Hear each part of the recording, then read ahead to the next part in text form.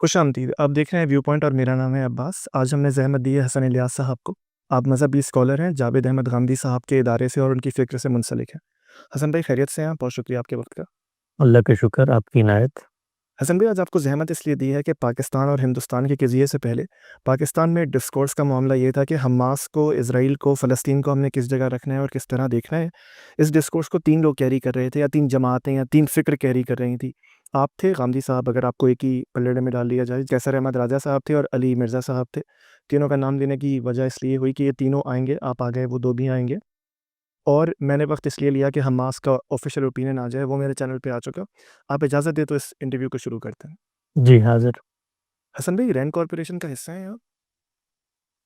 देखिए, हमारा दीन ये कहता है कि इन्नल बय्यनत अलल मुद्दई, जो शख्स दावा करता है उसके ज़िम्मे है दलील पेश करना।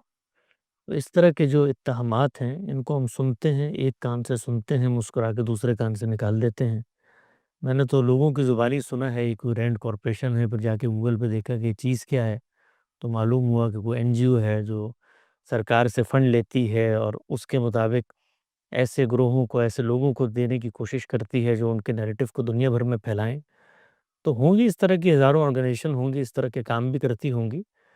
लेकिन हम इस तरह की चीज़ों का ना कभी हिस्सा रहे हैं, ना दीनी, फ़िक्री, अक़ली लिहाज़ से इस तरह की किसी तंज़ीम का बिला वास्ता या बिलवास्ता हिस्सा बनना अक़लन दुरुस्त समझते हैं, शरअन दुरुस्त समझते हैं। हमारा एक नुक्ता नज़र है, एक मिनहाज है, उसको हम बयान करते हैं। बाकी ये लोगों के सवाबदीद पर है, वो हमारा अजर बढ़ाने का बायस बनती है। बातें करते हैं, सुनते रहते हैं और हम तो बहुत छोटे से तालिब इल्म हैं, हमारे बुज़ुर्ग असातिज़ा, उनके बुज़ुर्ग अकाबिर, उन पर भी तरह-तरह के इल्ज़ामात लगते रहे थे। आज आप पलट के देखें तो वो कहीं नहीं मिलते, सिवाय तारीख़ के कूड़ादान के। तो इस तरह के इल्ज़ामात जो हैं, वो लोग उस वक़्त लगाते हैं, इस वक़्त कोई दलील, कोई नुक्ता नज़र, कोई इस्तदलाल उसका जवाब ना दे पाएँ, तो फिर लोगों में मुतबाहिश करने के लिए इस तरह की सरगर्मी करती हैं, हमें इससे कोई फ़र्क नहीं पड़ता।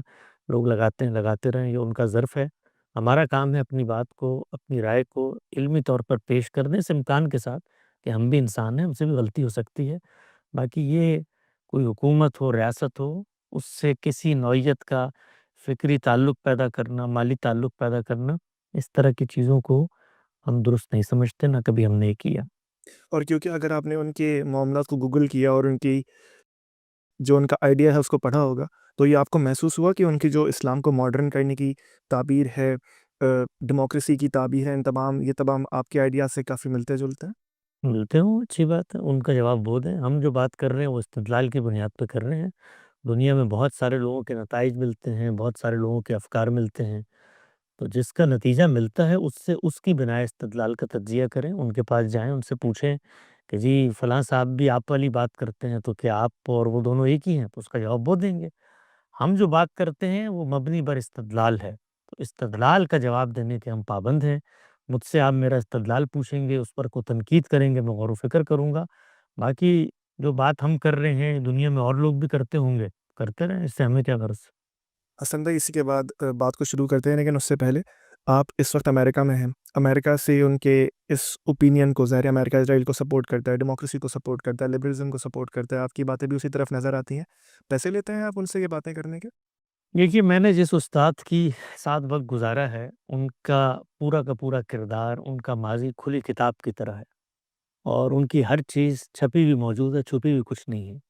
उन्होंने एक ज़िंदा और जावेदा किरदार के साथ ज़िंदगी गुज़ारी है और हमारे उस्ताद के ऊपर लोग हर तरह के इल्ज़ामात, तनकीदात करते हैं, लेकिन आज तक रूए ज़मीन पे किसी शख़्स में ये हिम्मत नहीं हुई कि वो इसके लिए कोई सबूत, कोई दलील पेश करे दुनिया के सामने कि ये जो मकतब फ़िक्र है, ये जो मनहज है, ये इसके जो बुज़ुर्ग अकाबिर हैं, वो किसी हुकूमत, किसी रियासत की ईमा पर ये सब कुछ कह रहे होते हैं।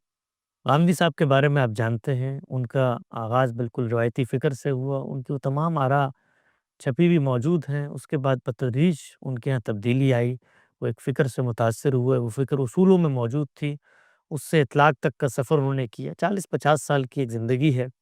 उन्होंने कुछ इदारे भी बनाए, उन इदारों को लोग चलाते हैं दुनिया भर के कवानीन के तहत जैसे मुल्कों में इजाज़त होती है। तो हमारा जो काम है वो लोगों में शऊर पैदा करना है। मैं इसको हिकमत अमली के लिहाज से भी बिल्कुल गलत समझता हूँ कि जो लोग इस तरह रियासतों के सहारे किसी फ़िक्री मुकदमे को अवाम में रासिख़ करना चाहते हैं, ان کا انجام ناکامی کے سوا کچھ نہیں ہوتا۔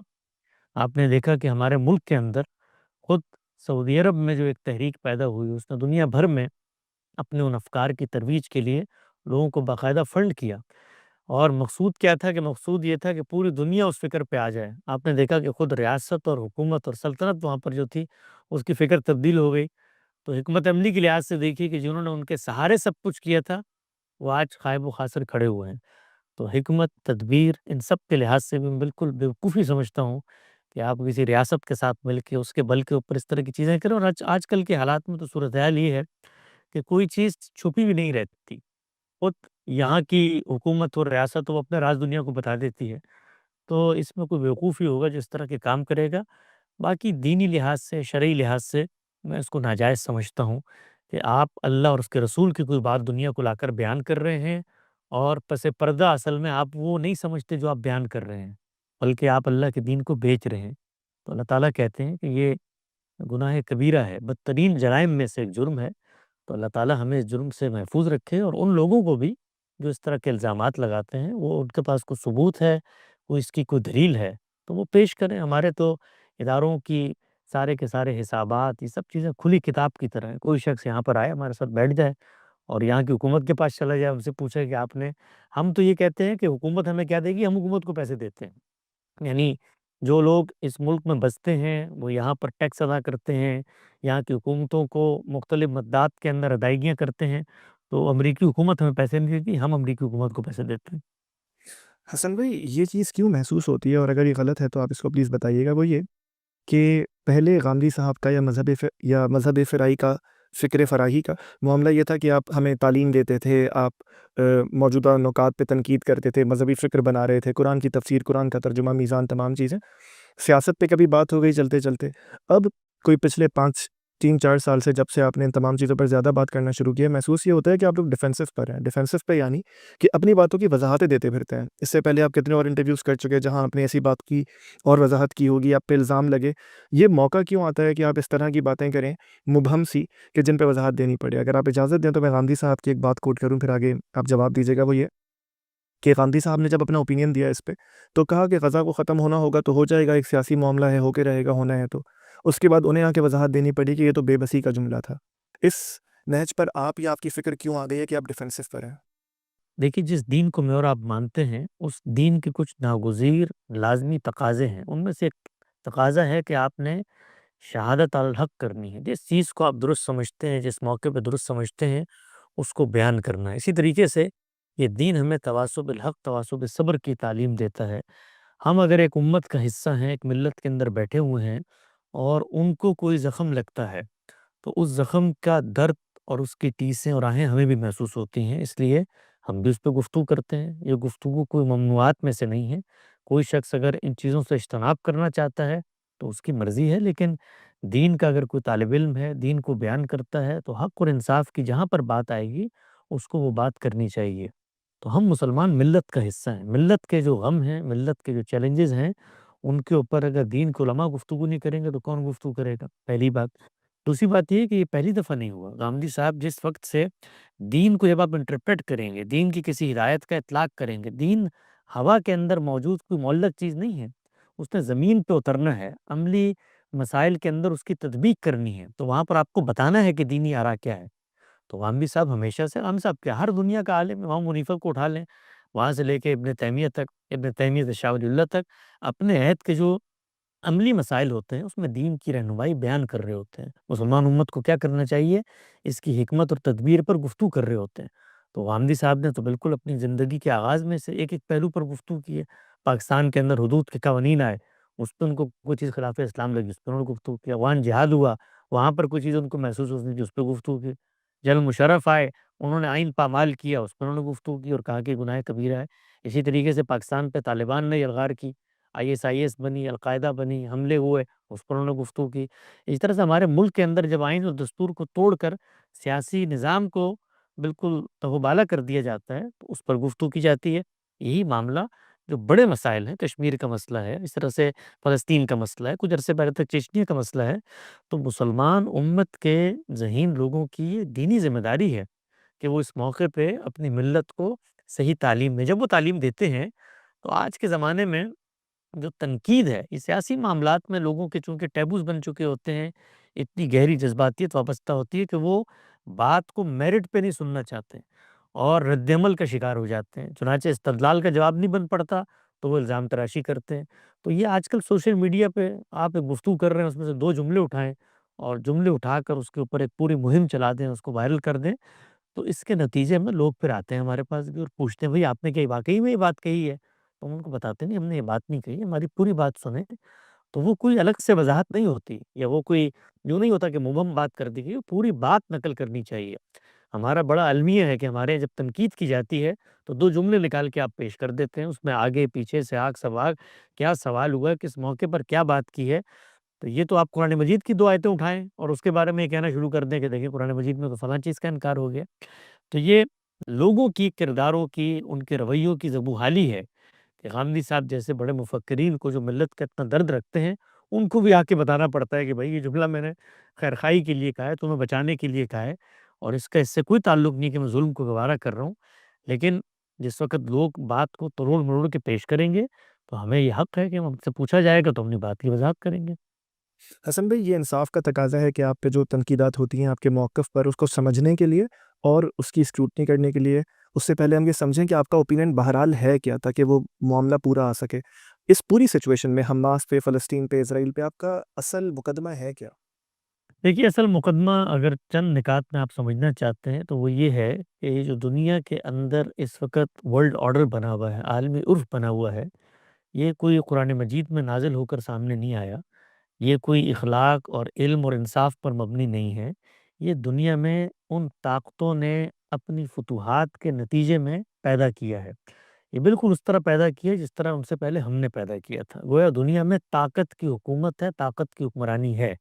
اگر طاقت کی حکومت، طاقت کی حکمرانی ہے تو اس میں ہم نے یہ دیکھنا ہے کہ ہم کہاں کھڑے ہوئے دنیا کی اسٹیج پہ۔ اگر طاقت کے اسی لاہ عمل پر کھڑے ہوئے ہیں جو ہمارے مد مقابل کا ہے تو ہم پوری ڈٹ کے مقابلہ کریں گے۔ مقابلہ کریں گے، جن ریاستوں پر انہوں نے طاقت کی ہے، اپنا قبضہ جمایا ہے، ان کو وہاں سے چھڑوائیں گے۔ یہاں موقع ملا، اس سے آگے بڑھ کے اپنی سرحدوں کی توسیع کریں گے۔ اسی طرح سے دنیا میں ہوتا چلا آیا ہے، کوئی نیا کھیل تو ہو نہیں رہا۔ تو اس وقت جو ورلڈ آرڈر بنا ہوا ہے دوسری جنگ عظیم کے فاتحین نے بنایا ہے۔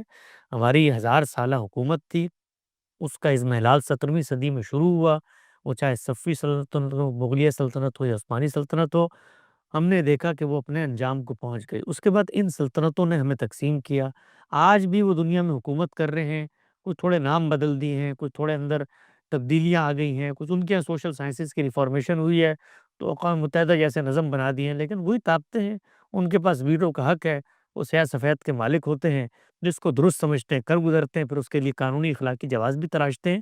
تو یہ دنیا کا سینیریو ہے، اس کے اندر ہم نے یہ دیکھنا ہے کہ ہم کہاں کھڑے ہوئے ہیں۔ اگر ہم اس جگہ پر نہیں کھڑے ہوئے تو ہمیں اپنا تحفظ کرنا ہے، اپنے اوپر غور و فکر کرنا ہے، اپنی تعمیر پر توجہ دینی ہے۔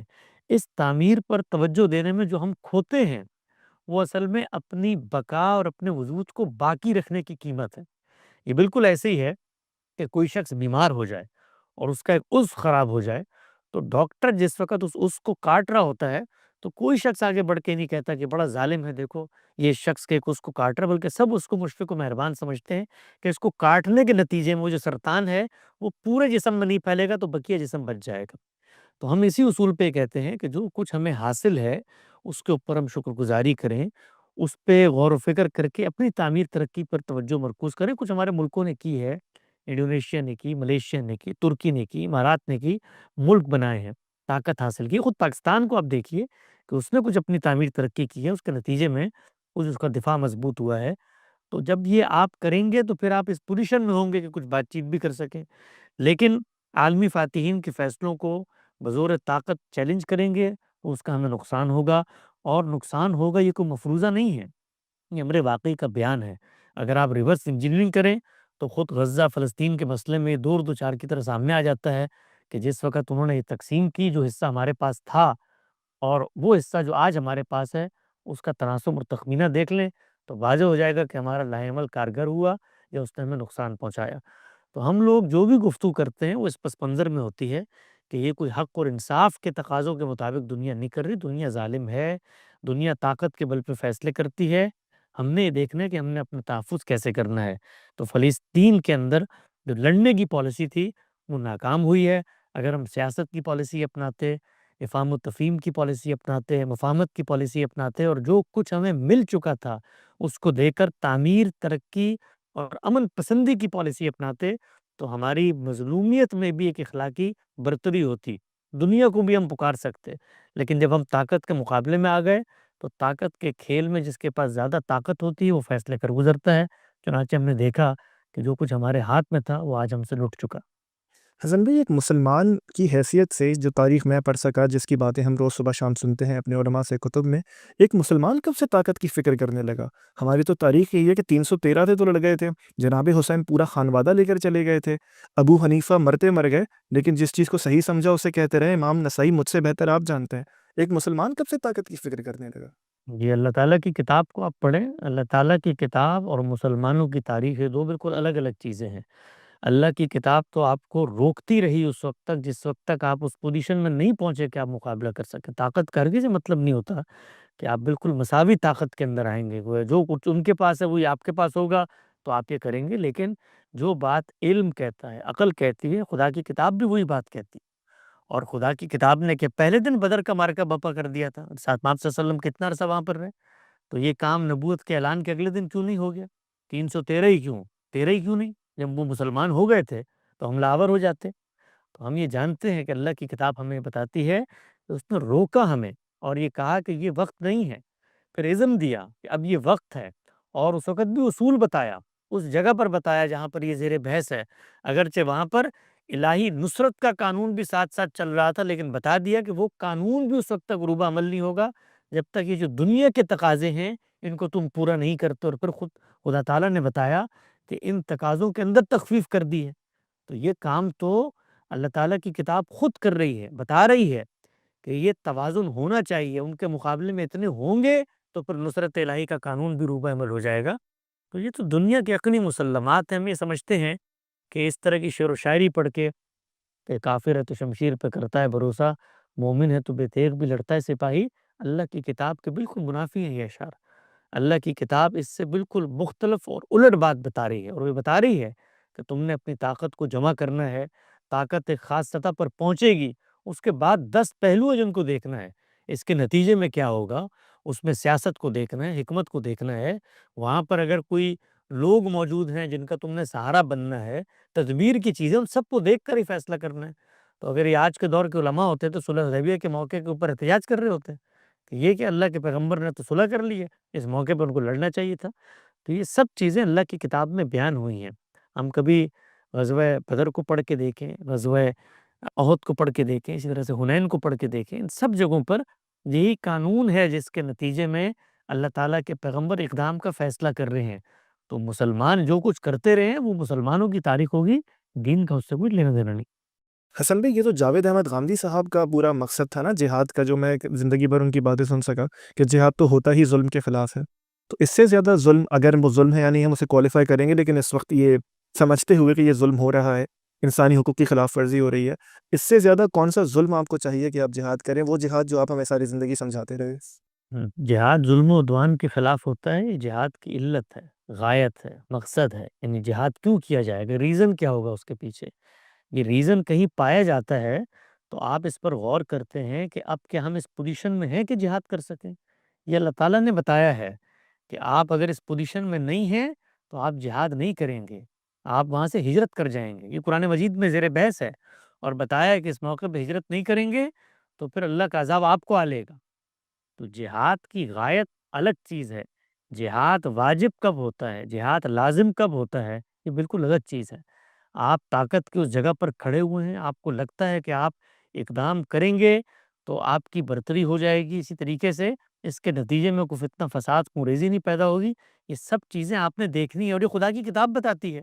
ورنہ تو پہلے دن وہ 4 لوگوں کو کہتی ہے کہ ظلم و عدوان ہو رہا ہے، جاؤ چڑھ دوڑو ان کے اوپر۔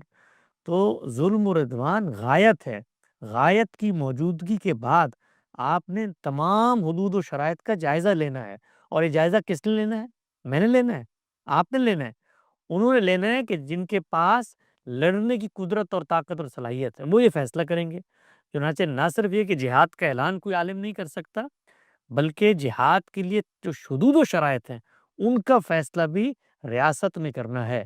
ریاست کو لگتا ہے کہ وہ اس پوزیشن میں ہے تو اقدام کرے۔ اس وقت تو منظم ریاستیں موجود ہیں، وہ جس موقع پر جا کے نفیر عام کرے گی تو اس موقع پر میں فیصلہ کر لوں گا کہ میں نے کیا کرنا ہے۔ اگر مجھے لگتا ہے ظلم و عدوان ہے تو مجھ پہ شامل ہونا واجب ہے، اگر لگتا ہے نہیں ہے تو جو اس کی سزا کانسیکوینسز ہوگی میں بھگتوں گا۔ تو ظلم و عدوان ہونا یہ اپنی ذات میں جہاد کو واجب یا فرض نہیں کر دیتا۔ حسن بھائی، جو آپ نے بات کی کہ ملک اور ریاست کیا کہتی ہے اس پہ بات کرتے ہیں، اس سے پہلے آپ کے اس پورے ڈسکورس میں جو آپ کی انٹرپریٹیشن ہے قرآن کی، جو آپ نے دونوں جوابوں میں کہا کہ قرآن یہ کہتا ہے، اس پورے نظام میں، اس پورے آئیڈیا میں، اس پوری انٹرپریٹیشن میں امام حسین کو کہاں فٹ کروں؟ میں کیسے جسٹیفائی کروں آپ کی بات کو ایک جگہ رکھ کر اور دوسری جگہ امام حسین کو رکھ کر؟ آپ کوئی جو کلمہ پڑھتے ہیں، دین پر ایمان لاتے ہیں اور جس شریعت پر آپ عمل پیرا ہیں، اس کے اندر کوئی ماخذ ہے کہ امام حسین کا کوئی اقدام ہوگا اس سے شریعت اخذ کی جائے گی؟ اگر ہے تو وہ نص میرے سامنے پڑھ دیں، میں بھی اس پہ غور کروں۔ کیونکہ جتنا میں نے قرآن مجید اور سنت کو دیکھا ہے یا ایمان کے مبادی کو جاننے کی کوشش کی ہے، اس میں تو کہیں ایسی چیز نہیں ہے کہ کوئی امام حسین ہو یا کوئی دوسرے صحابی ہوں یا کسی کا کوئی اقدام ہو وہ دین میں شریعت میں ماخذ بنے گا۔ اس کی روشنی میں آپ نے لائے عمل اور تدبیر طے کرنی ہے۔ اگر کوئی ہو تو وہ میں نص سننے کا منتظر ہوں۔ وہ بتائیے کون سی نص ہے؟ اگر وہ ماخذ سے نہیں ہے تو امام حسین کا عمل غلط تھا؟ وہ تو وہ بتائیں گے کہ ان کا اقدام غلط تھا یا ٹھیک تھا۔ آپ کا کیا تجزیہ؟ اس کے تجزیہ ہم نے بڑی تفصیل سے کیا ہے کہ وہ یہ اقدام کرنے ہی نہیں گئے تھے جو دنیا بتا رہی ہوتی ہے کہ لڑنے کے لیے چلے جائیں۔ ان کے ساتھ جو صحابہ وہاں پر موجود ہیں وہ ان کو کیا کہہ رہے ہیں، وہ تو صورتحال کا جائزہ لینے گئے تھے۔ اور یہ تاریخ کا ایک مسئلہ ہے، اس مسئلے کی 10 انٹرپریٹیشن ہو جائیں گی، اس کا دین سے کیا تعلق ہے؟ یعنی رسالت پاک صلی اللہ علیہ وسلم کے خانوادے کا کوئی فرد، مثال کے طور پہ سیدہ عائشہ ہیں، سیدنا حسین کا اقدام تو آپ کو نظر آ گیا، اس کی بنیاد تو لوگ سوال کرتے ہیں۔ سیدہ عائشہ کا اقدام بھی اسی طرح سے پیش کیا جاتا ہے، وہ رسول اللہ کی اہلیہ ہیں، تو انہوں نے بھی کچھ اقدامات کیے، ان کو تو کبھی پیش نہیں کیا جاتا کہ وہ جو نکلی تھی اور انہوں نے جو جنگ کی تھی تو اس کو آپ کیا کہیں گے؟ وہاں پر امہات المومنین میں سے ایک خاتون کھڑی ہوئی ہیں، یہ تو نواسے ہیں۔ تو دین کے اندر یہ چیزیں ماخذ نہیں بنتی، یہ تاریخ کا موضوع ہے۔ اس تاریخ کے موضوع میں 10 لوگوں کی 10 آراء ہو سکتی ہیں اور اس میں صحیح بھی ہوں گی، غلط بھی ہوں گی۔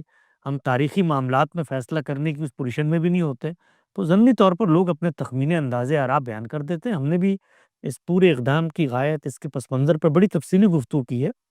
ہمارے نقطہ نظر کے مطابق سیدنا حسین وہاں کو جہاد کرنے جا ہی نہیں رہے تھے، اور وہ جو چیزیں آتی ہیں ہمارے سامنے، جو آثار شواہد تاریخ کے، وہی تاریخ کے آثار و شواہد جن سے لوگ استدلال کر رہے ہوتے ہیں، تو اس کے اندر تو وہ یہ بتا رہے ہیں کہ جہاد کرنے کے لیے مجھے سرحدوں پہ بھیج دو۔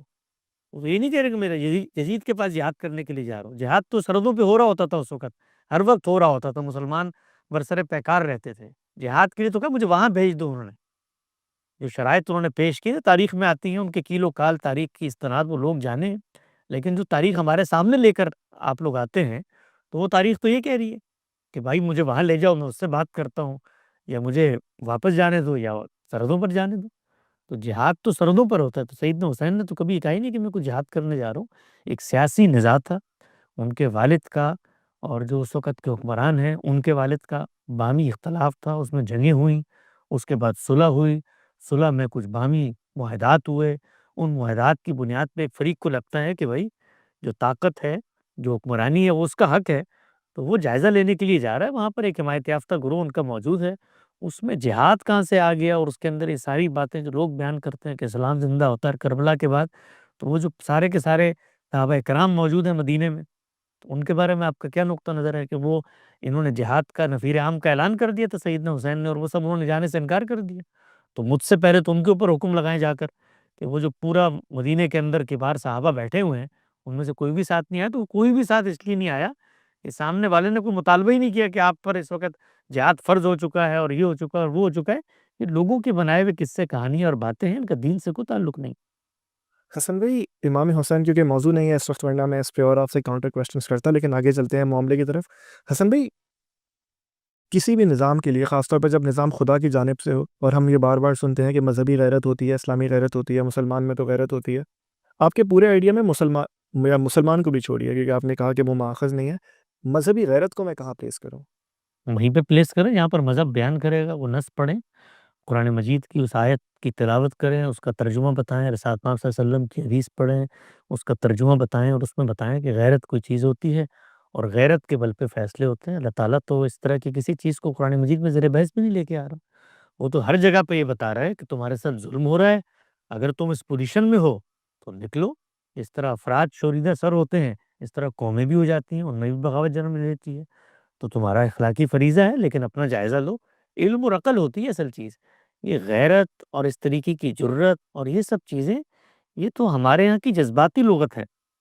ہماری دین کی تعلیمات، شریعت کی تعبیرات اس سے سرے سے واقف ہی نہیں ہے۔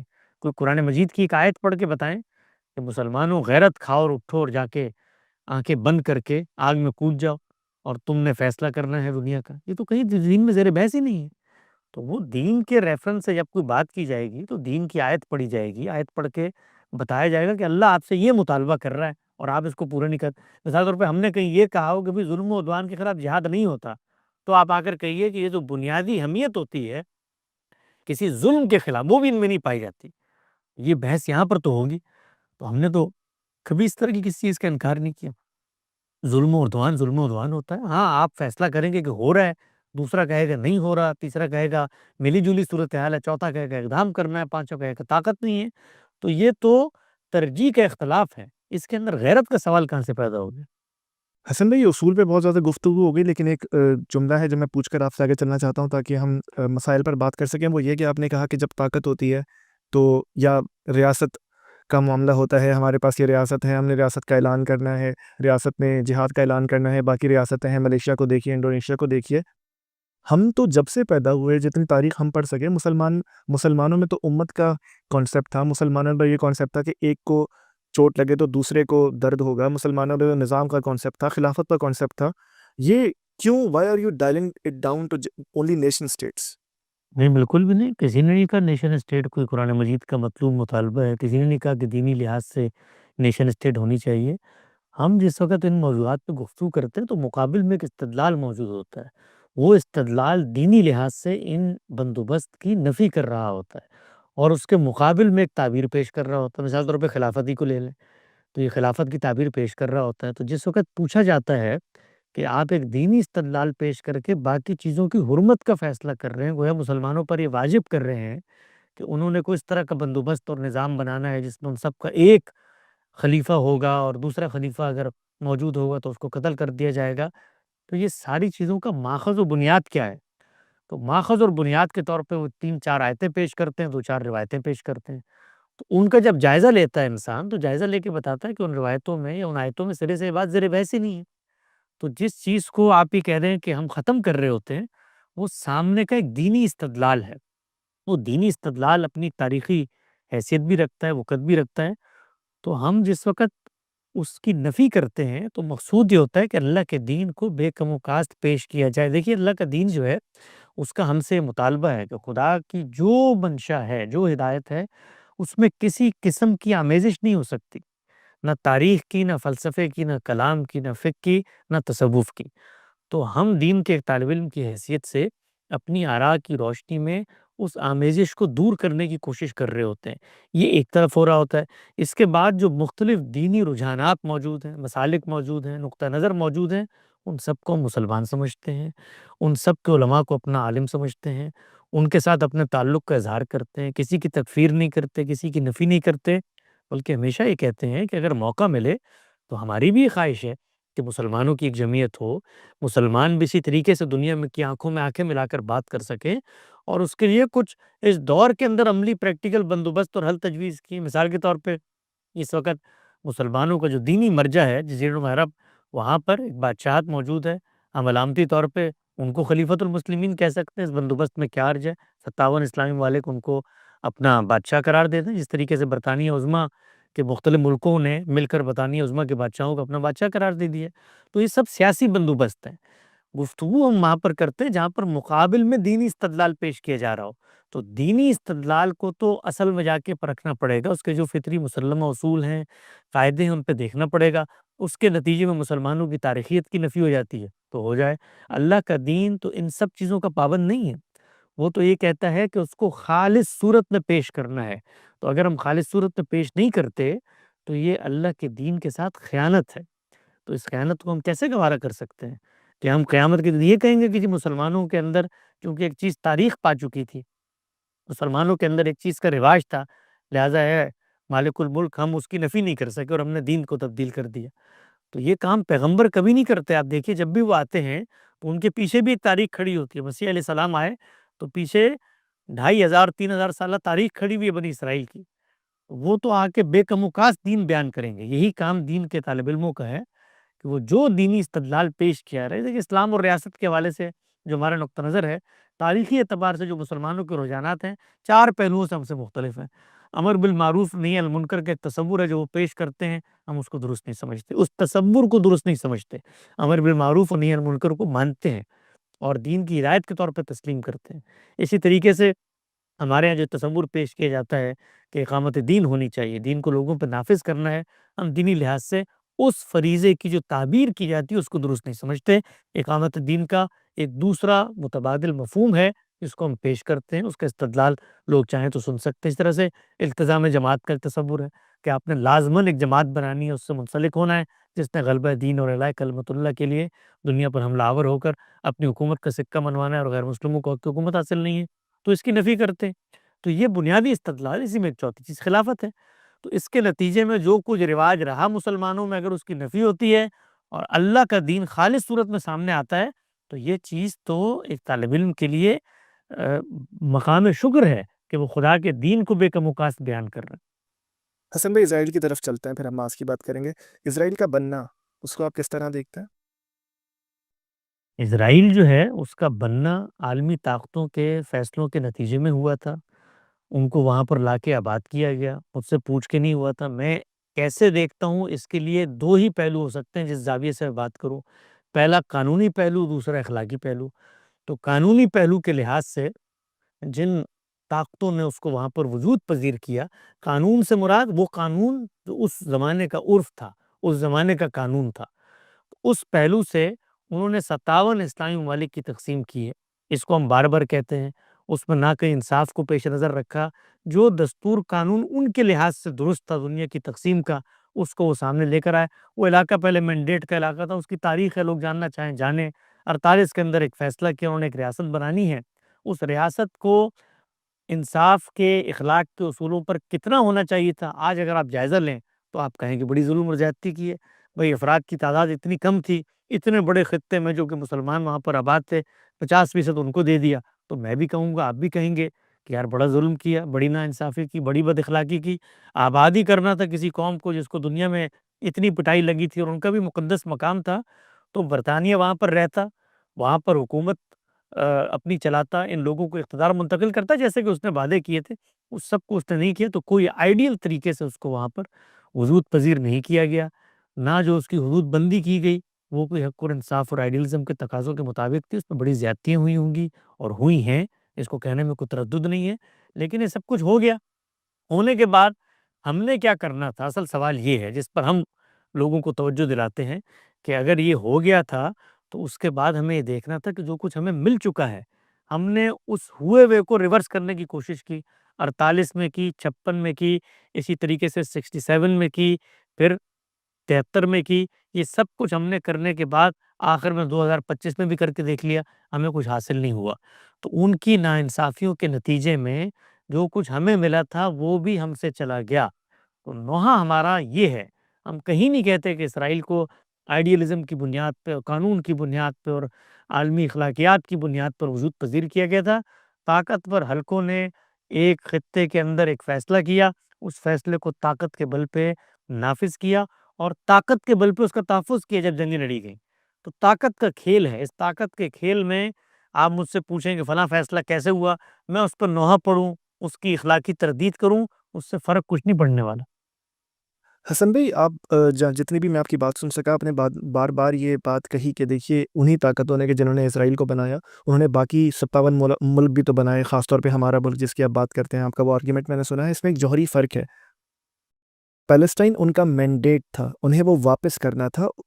اسرائیل کو بنانے کے لیے یو این کی ریزولوشن پاس کی گئی۔ یو این کی ریزولوشن قانون کی حیثیت نہیں رکھتی، وہ تو ابائڈنگ بھی نہیں ہے، کوئی چاہے تو نہ مانے، وہ ایک مشورے کی حیثیت ہے۔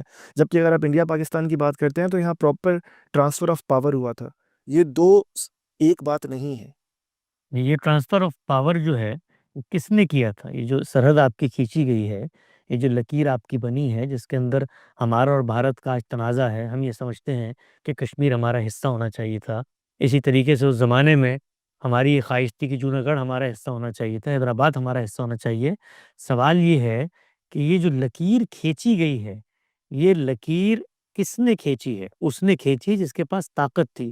ہم جب بھی، میں نے اس پہ بڑی تفصیل سے گفتگو کی شمس الدین حسن شگری صاحب کے ایک انٹرویو میں، جب مثال پیش کی جاتی ہے تو وہ یہ نہیں کہا جا رہا ہوتا کہ انڈیا پاکستان بھی مینڈیٹ کے علاقے تھے یا ڈومینین اسٹیٹ تھے، آپ تابق نال بن نال دونوں کی موافقت کریں۔ کہا یہ جا رہا ہوتا ہے کہ جس وقت طاقت فیصلہ کن ہوتی ہے تو وہاں پر اخلاقی معیارات کے اوپر چیزیں اس طرح سے وجود پذیر نہیں ہوتی، یہ کہا جا رہا ہے۔ یہ کہیں نہیں کہا جا رہا کہ دونوں کی ایک صورتحال تھی۔ میں نے تو آپ سے عرض کیا کہ وہاں پر جو اقوام متحدہ نے فیصلہ کیا وہ آپ کہتے ہیں وہ بائنڈنگ نہیں تھی، وہ جو قرارداد پیش کی گئی، تو اس کے بعد آخر اقوام متحدہ جس کو میں اور آپ کہتے ہیں، اس نے اس ملک کو تسلیم کیا، اس کے وجود کو تسلیم کیا۔ آج 165 ممالک اس کو تسلیم کرتے ہیں، وہ ممالک جنہوں نے اس کے ساتھ جنگیں کی وہ تسلیم کرتے ہیں۔ وہی آرگومنٹ کیوں نہیں پیش کرتے آ کر کہ اقوام متحدہ نے جو فیصلہ کیا تھا وہ تو بائنڈنگ نہیں تھا، تو کیوں مانا انہوں نے؟ مصر نے کیوں مانا؟ اردن نے کیوں مانا؟ امارات نے کیوں مانا؟ یہ باقی اسلامی ممالک کیوں مان رہے؟ یہ سب اس راہ پہ کیوں چل پڑے؟ یہ دنیا کے 165 ممالک کیوں مان رہے؟ ان میں سے کوئی کیوں یہ نہیں کہہ رہا کہ اقوام متحدہ کا فیصلہ تو بائنڈنگ نہیں تھا؟ اس لیے نہیں کہہ رہا کہ زمینی حقیقتیں، عملی نظائر، وہ یہ فلسفے اور کتابوں کی باتوں کو اڑا کر پھینک دیتے ہیں۔ کسی نے نہیں کہا، اس لیے کہ ایک چیز وجود پذیر ہو گئی ہے، وہ حقیقت میں وہاں پر موجود ہے۔ آج ہم جب یہ مطالبہ کرتے ہیں کہ اسرائیل کو 67 کی سرحدوں میں واپس جانا چاہیے، تو یہ کس اصول پہ ہم کہہ رہے ہوتے ہیں 67؟ اگر اس ریاست کا وجود ناجائز ہے اور اس کا خاتمہ ناگزیر ہے تو 67 کی سرحدوں پر اس کو کیوں مجبور کر رہے ہوتے ہیں؟ تو یہ ساری باتیں عملی حقائق کی بنیاد پہ کی جا رہی ہوتی ہیں، اور عملی حقائق کی جتنی آپ نفی کریں گے، اس وقت آپ جو ریاست آپ کے پاس تھی اس کی سرحد بتائیں کہاں ہے؟ وہ فلسطین کی ریاست کی سرحد کہاں ہے؟ وہ کہیں نہیں پائی جاتی، جس کو اقوام متحدہ نے بھی بتایا تھا تمہاری یہ سرحد ہے، یہ تمہاری ریاست ہے، یہاں سے آگے تمہاری ہے، کیوں نہیں پائی جاتی؟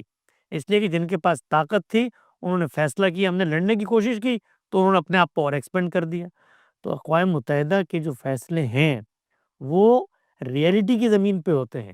وہی اقوام متحدہ، آج آپ اس کے پاس جائیں نا، اقوام متحدہ کی ویب سائٹ پہ جائیں اور جا کر وہاں دیکھیں کہ کیا وہ اسرائیل کو ایک سوورن اسٹیٹ تسلیم کرتی ہے؟ کس اصول پہ تسلیم کرتی ہے اگر اقوام متحدہ کا کوئی فیصلہ بائنڈنگ نہیں ہوتا؟ یہ عملی حقائق ہیں دنیا کے، ان عملی حقائق، ان عملی نظائر سے ہم جتنی نظریں چڑھائیں تو آپ چڑھاتے رہیں، آپ جا کر لڑیں، اقوام متحدہ سے لڑیں، آپ کا مینڈیٹ کا علاقہ تھا، برطانیہ کو کہو واپس آئے، تو آپ کی نوحہ خانی سے کچھ حاصل نہیں ہوگا۔ یہ بات ہے جو ہم کر رہے ہیں، تو اس بات سے اختلاف کر کے بتائیں نا ہمیں کہ یہ جو کچھ زمین پر ہو چکا ہے یہ کاغذوں میں تو نہیں ہوا، لہٰذا اس سب کو ریورس ہونا چاہیے۔ اور یہ جو حقیقت میں ہو چکا ہے اس کو روکنے کے لیے آئی سی جے کا فیصلہ آ چکا کہ نیتن یاہو صاحب دہشت گرد ہیں، ان کو اریسٹ کر لینا چاہیے۔ مسلمانوں کو تو چھوڑیے، جن کی ہم اگر ان کی اوٹ میں چھپیں، ساؤتھ افریقہ اور برازیل نے جا کے ان پر کیس کیا، دنیا بھر میں ان کے خلاف احتجاج ہو رہے ہیں۔ آپ کی جانب سے یہ جملہ بھی کیوں نہیں نکلتا کہ فلسطین مظلوم ہے؟ آپ کی جانب سے یہ، آپ کے زبان سے یہ جملہ کیوں نہیں نکلتا کہ بے شک ہم نے حقیقت کو اگر تسلیم کر بھی لینا ہے تو بہرحال اس بات کو مانتے ہوئے، یہ ڈسکرپشن دیتے ہوئے کہ اسرائیل آج بھی ظالم تھا، پہلے بھی ظالم تھا، یہ جملہ کہتے ہوئے زبانوں پہ کیا ہوتا ہے حسن بھائی؟ یہ کس نے نہیں کہا؟ یعنی کب نہیں کہا؟ ہزاروں دفعہ یہ جملہ کہا گیا ہے۔ جب بھی پوچھا گیا ہے ہمیشہ یہ کہا گیا ہے کہ وہاں پر جو معصوم لوگ ہیں، معصوم شہری ہیں، حکمرانوں، لیڈرشپ، سیاستدانوں کے فیصلے، مذہبی انٹیلیجنشیا کے فیصلوں کا جو وبال ہے وہ ان معصوم بے گناہوں پر، نان کمبیٹنٹس کے اوپر اترے گا۔ اس کی ہمیشہ مذمت کی جاتی ہے۔ کس شخص نے آج تک بیٹھ کر یہ کہا ہے کہ جو کچھ اسرائیل نے اب تک کیا ہے، کوئی ایک جملہ ہماری گفتگو میں سے نکال کر بتا دیں؟ بے شمار مواقعوں کے اوپر یہ کہا گیا ہے کہ جو کچھ تو خون کا بازار وہاں پر گرم ہے، جیسے وہاں پر معصوم شہریوں پر حملہ کیا گیا ہے، جیسے وہاں پر نسل کشی کو اپنایا گیا ہے، جیسے وہاں پر ظلم اور زیادتی کا بازار گرم ہے، یہ سب چیزیں انصاف، عقل، اخلاق، انسانیت، کسی معیار پر، کسی زاویے سے پیش ہی نہیں کی جا سکتی۔ یہ تو سیاہ باب ہے اس وقت کی انسانیت کا جو کچھ وہاں پر ہو رہا ہے۔ یعنی ان بچوں کا کیا قصور ہے؟ اگر مثال کے طور پہ لڑنے کا فیصلہ حماس نے بھی کیا ہو یا اس سے پیچھے ان کی قیادت نے کیا ہو، تو اس میں ان نان کمبیٹنٹ شہریوں کا کیا قصور ہے؟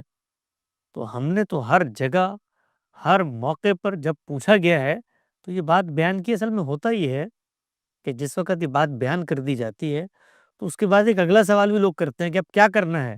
تو کرنے والوں کو یہ بتایا جاتا ہے کہ جی وہ یہ ظلم زیادتی کر رہا ہے، وہ اتنا ظالم ہے، لیکن ہم نے اپنے آپ کو ظالم سے محفوظ کیسے رکھنا ہے. جیسے ہی یہ تدبیر کی گفتگو ہوتی ہے تو چونکہ آپ اس تدبیر کو درست نہیں سمجھتے تو اس کے فوراً بعد کیا کہتے ہیں کہ دیکھو یہ تو ظلم کے مقابلے میں ہمیں صبر کی تلقین کر رہے ہیں. وہ یہ ظلم کو ظلم ہی نہیں سمجھتے. تو اب اس پر کیا کریں، کہاں جائیں، کس دیوار میں سر پھوڑیں کہ ظلم کو ظلم کہنے سے کوئی شخص نہیں روک رہا، نہ آپ کو روک رہا ہے، نہ ہم خود اپنے بارے میں کہتے ہیں کہ ہم ظلم کو ظلم نہیں کہتے. ہم تو یہ کہتے ہیں کہ اس نوحہ گری کے نتیجے میں تم یہ سمجھتے ہو فیصلے ہو جائیں گے. بھئی فیصلے نہیں ہوں گے. اگر کوئی بدمعاش ہے، وہ ظلم کر رہا ہے تو ہم نے اپنے آپ کو محفوظ بنانا ہے، اور محفوظ بنانے کے لیے بسا اوقات قربانیاں دینی پڑتی ہیں. میں نے مثال دی نا یہاں پر کہ آپ کا جسم کا ایک عضو معطل ہو جائے تو اس کو کاٹ کے باقی جسم کو بچایا جاتا ہے. یہ کوئی آئیڈیل سچویشن نہیں ہوتی، یہ پریکٹیکل پریگمیٹک حل ہوتا ہے. اس سب میں یہ جو کچھ آج تک ہوا ہے اس میں کہیں آپ نے ہماری زبان سے سنا ہو. اور جس دین کو میں اور آپ مانتے ہیں وہ ہمیں کنسسٹنٹ رہنے کا مطالبہ کرتا ہے. وہ کہتا ہے کہ حق کی شہادت دو اگرچہ وہ تمہارے اپنوں کے خلاف ہو. تو ہم پھر پوری بات کرتے ہیں. جب ہم سے پوچھا جاتا ہے کہ اگر یہ ظلم ہے تو پھر اس ظلم کو کنسسٹنٹ ہونا چاہیے. اگر ہمارے نان کمبیٹنٹس کو مارتا ہے تو یہ ظلم ہے، اور اگر ہم کسی کے نان کمبیٹنٹس کو مارتے ہیں تو یہ بھی ظلم ہے. آپ نے یہ آرگیومنٹ سنا ہوگا اسی انٹرنیشنل لا کی جس کی آپ بات کرتے ہیں، جس کی آپ عزت کرتے ہیں، جس کی نیشن اسٹیٹس کو آپ سمجھتے ہیں کہ بن چکی، انہی کے ساتھ آگے چلنا چاہیے. وہی یو این کیا چارٹر کہتا ہے کہ جب کہیں قبضہ کیا جائے گا، اور اس سچویشن میں چاہے آپ عملی بات جو بھی کہیں، 1948 کی جو ریزولوشن ہے جیسے میں نے پہلے کہا وہ بائڈنگ نہیں ہے، تو اس پر اس طرح بات ہم اس کو آنکھیں نہیں بند کر سکتے. لیکن وہی ریزولوشن یہ کہتی ہے کہ جب آپ کسی پہ قبضہ کر لیتے ہیں تو وہ قبضہ چھڑانے کے لیے دوسرا چاہے آپ کو مارے، جو چاہے کرے وہ کر سکتا ہے، اس کو حق ہے. تو وہ تو اپنے حق کا ہی استعمال کر رہے ہیں. یہ جس جگہ کا آپ نے حوالہ دیا ہے اس کو وہیں پہ کھول کے پورا پڑھیں اور اس سے یہ پوچھیں کہ اگر جس سلطنت نے کسی جگہ پر قبضہ کیا ہے تو اس قبضے کی جگہ پر لڑائی ہوگی، یا اس سلطنت کا وہ علاقہ جس کو انٹرنیشنل لا مان رہا ہے وہاں پر بھی لڑائی ہو سکتی. اسی قانون سے جا کے پوچھ لیں. ٹھیک ہے حسن بھائی، لیکن اس میں پھر یہ بات اپنی جگہ پر ہے، یا میں اس کو اس زاویے سے پیش کروں. میں ایک فلسطینی سے یہاں پہ ملا، کینیڈا میں رہتا ہوں، آپ جانتے ہیں. مجھ سے ملا، اس نے مجھے کہا میں فلسطین سے ہوں. ہماری بات ہوئی، میں نے کہا کہ یار تمہارے گھر والے خیریت سے ہیں؟ اس نے کہا ہاں اللہ کا شکر ہے. پھر میں نے کہا کہ چلو شکر ہے کہ تم یہاں پر ہو، تمہاری امیڈیٹ فیملی یہاں پر ہے. انہوں نے مجھ سے فرمایا کہ نہیں، اللہ کا شکر نہیں ہے. اللہ کا شکر ہوتا کہ اگر میں وہاں موجود ہوتا اور اپنی مٹی کی حفاظت کے لیے یا اس کے اندر ہی دفن ہو جاتا. وہاں تو رہنے والوں کا یہ معاملہ ہے، تو آپ کیوں اسے ایک عضو لا حاصل سمجھ کے کاٹنے پہ تلے ہیں؟ یا معاف کیجیے گا میں اپنے الفاظ کی تصحیح کروں، یہ جملہ مناسب نہیں ہے، میں معذرت کرتا ہوں. آپ کیوں یہ چاہتے ہیں کہ آپ کیوں یہاں سے بیٹھ کر، آپ اور میں کینیڈا اور یو ایس اے میں اے سی کے کمروں میں بیٹھ کر ان لوگوں کو بتائیں کہ انہوں نے کیا کرنا ہے، جبکہ وہاں کے لوگ لڑنا چاہتے ہیں، جتنی زمین بچی ہے، جتنی جان بچی ہے وہ لگانا چاہتے ہیں. وہاں پر کوئی ریاست ہے، کوئی حکومت ہے، کوئی قیادت ہے؟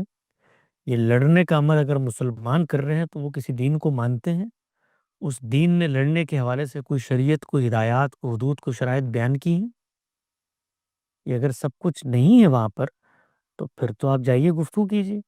وہ خطہ اپنی ایک تاریخی حیثیت رکھتا ہے، تنازعات کی وہاں پر ایک تاریخ ہے، وہ دو حصوں میں منقسم ہے. وہاں پر ایک حکومت موجود ہے، آدھا ملک لڑنا نہیں چاہتا. اسی ملک کے باشندے تھے جو اس وقت ایک پڑوسی ملک ہے، اس کی 70% آبادی پہ مشتمل ہے، اردن، وہ ہجرت کر کے وہاں چلے گئے، وہ لڑنا نہیں چاہتے. اسی خطے کے لوگ تھے جو اسرائیل کے اس وقت شہری ہیں، 20-21 لاکھ کی تعداد میں، وہ لڑنا نہیں چاہتے. وہی مملکت ہے، اس کا صدر لڑنے والوں کے بارے میں کیا تبصرہ کرتا ہے. اسی مملکت کے اندر ویسٹ بینک موجود ہے، جو وہاں پر موجود ہیں، جس پالیسی کو ٹھیک نہیں سمجھتے.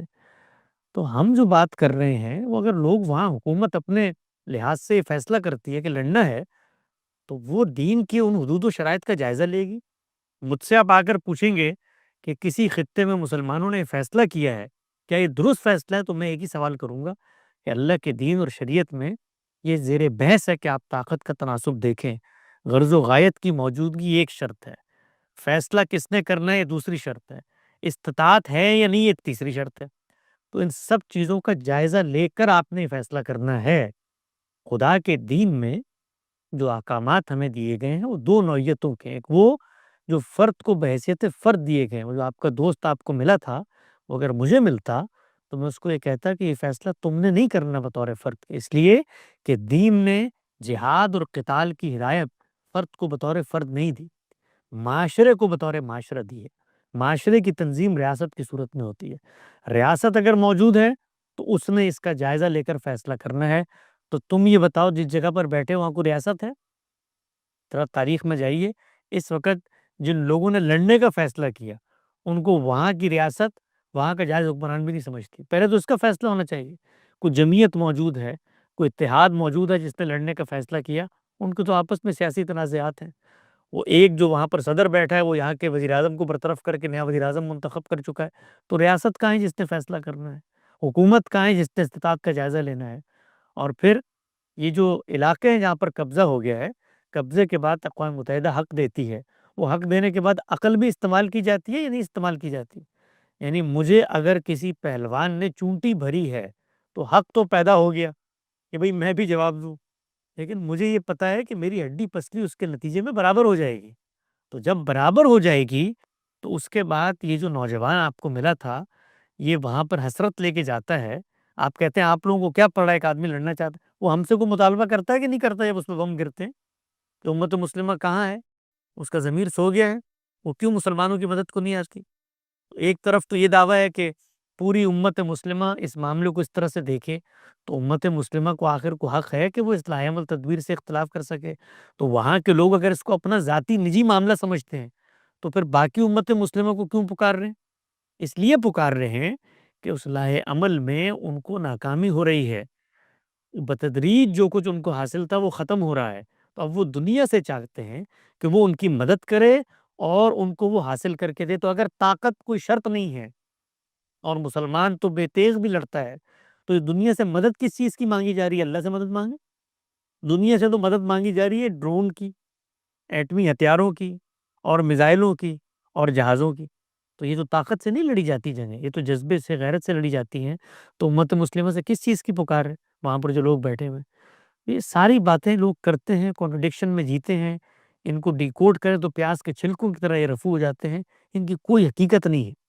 اور ہماری مذہبی لیڈرشپ خواب دکھاتی ہے، خواب۔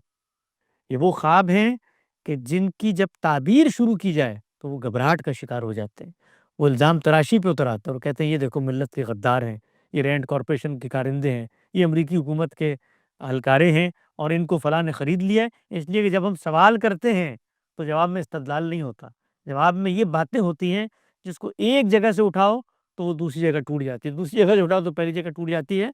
یہ بڑی بدقسمتی ہے۔ اس کے نتیجے میں وہ لیڈرشپ ان کو اس حال پہ پہنچا دیتی ہے جہاں پر وہ آج پہنچے ہوئے ہیں۔ تو اس حال پر پہنچنے کے نتیجے میں مسلمانوں کو اگر کچھ حاصل ہوا ہے تو ہم بھی خوش ہوں، اگر ان کو نقصان ہوا ہے تو اس کا نوحہ ہے جو لوگوں کی گالیاں کھا کر بھی ہمارے استاد پڑھ رہے ہیں۔ حسن بھائی، فیض احمد فیض کہتے ہیں بنے ہیں اہل ہوس مدعی بھی منصف بھی۔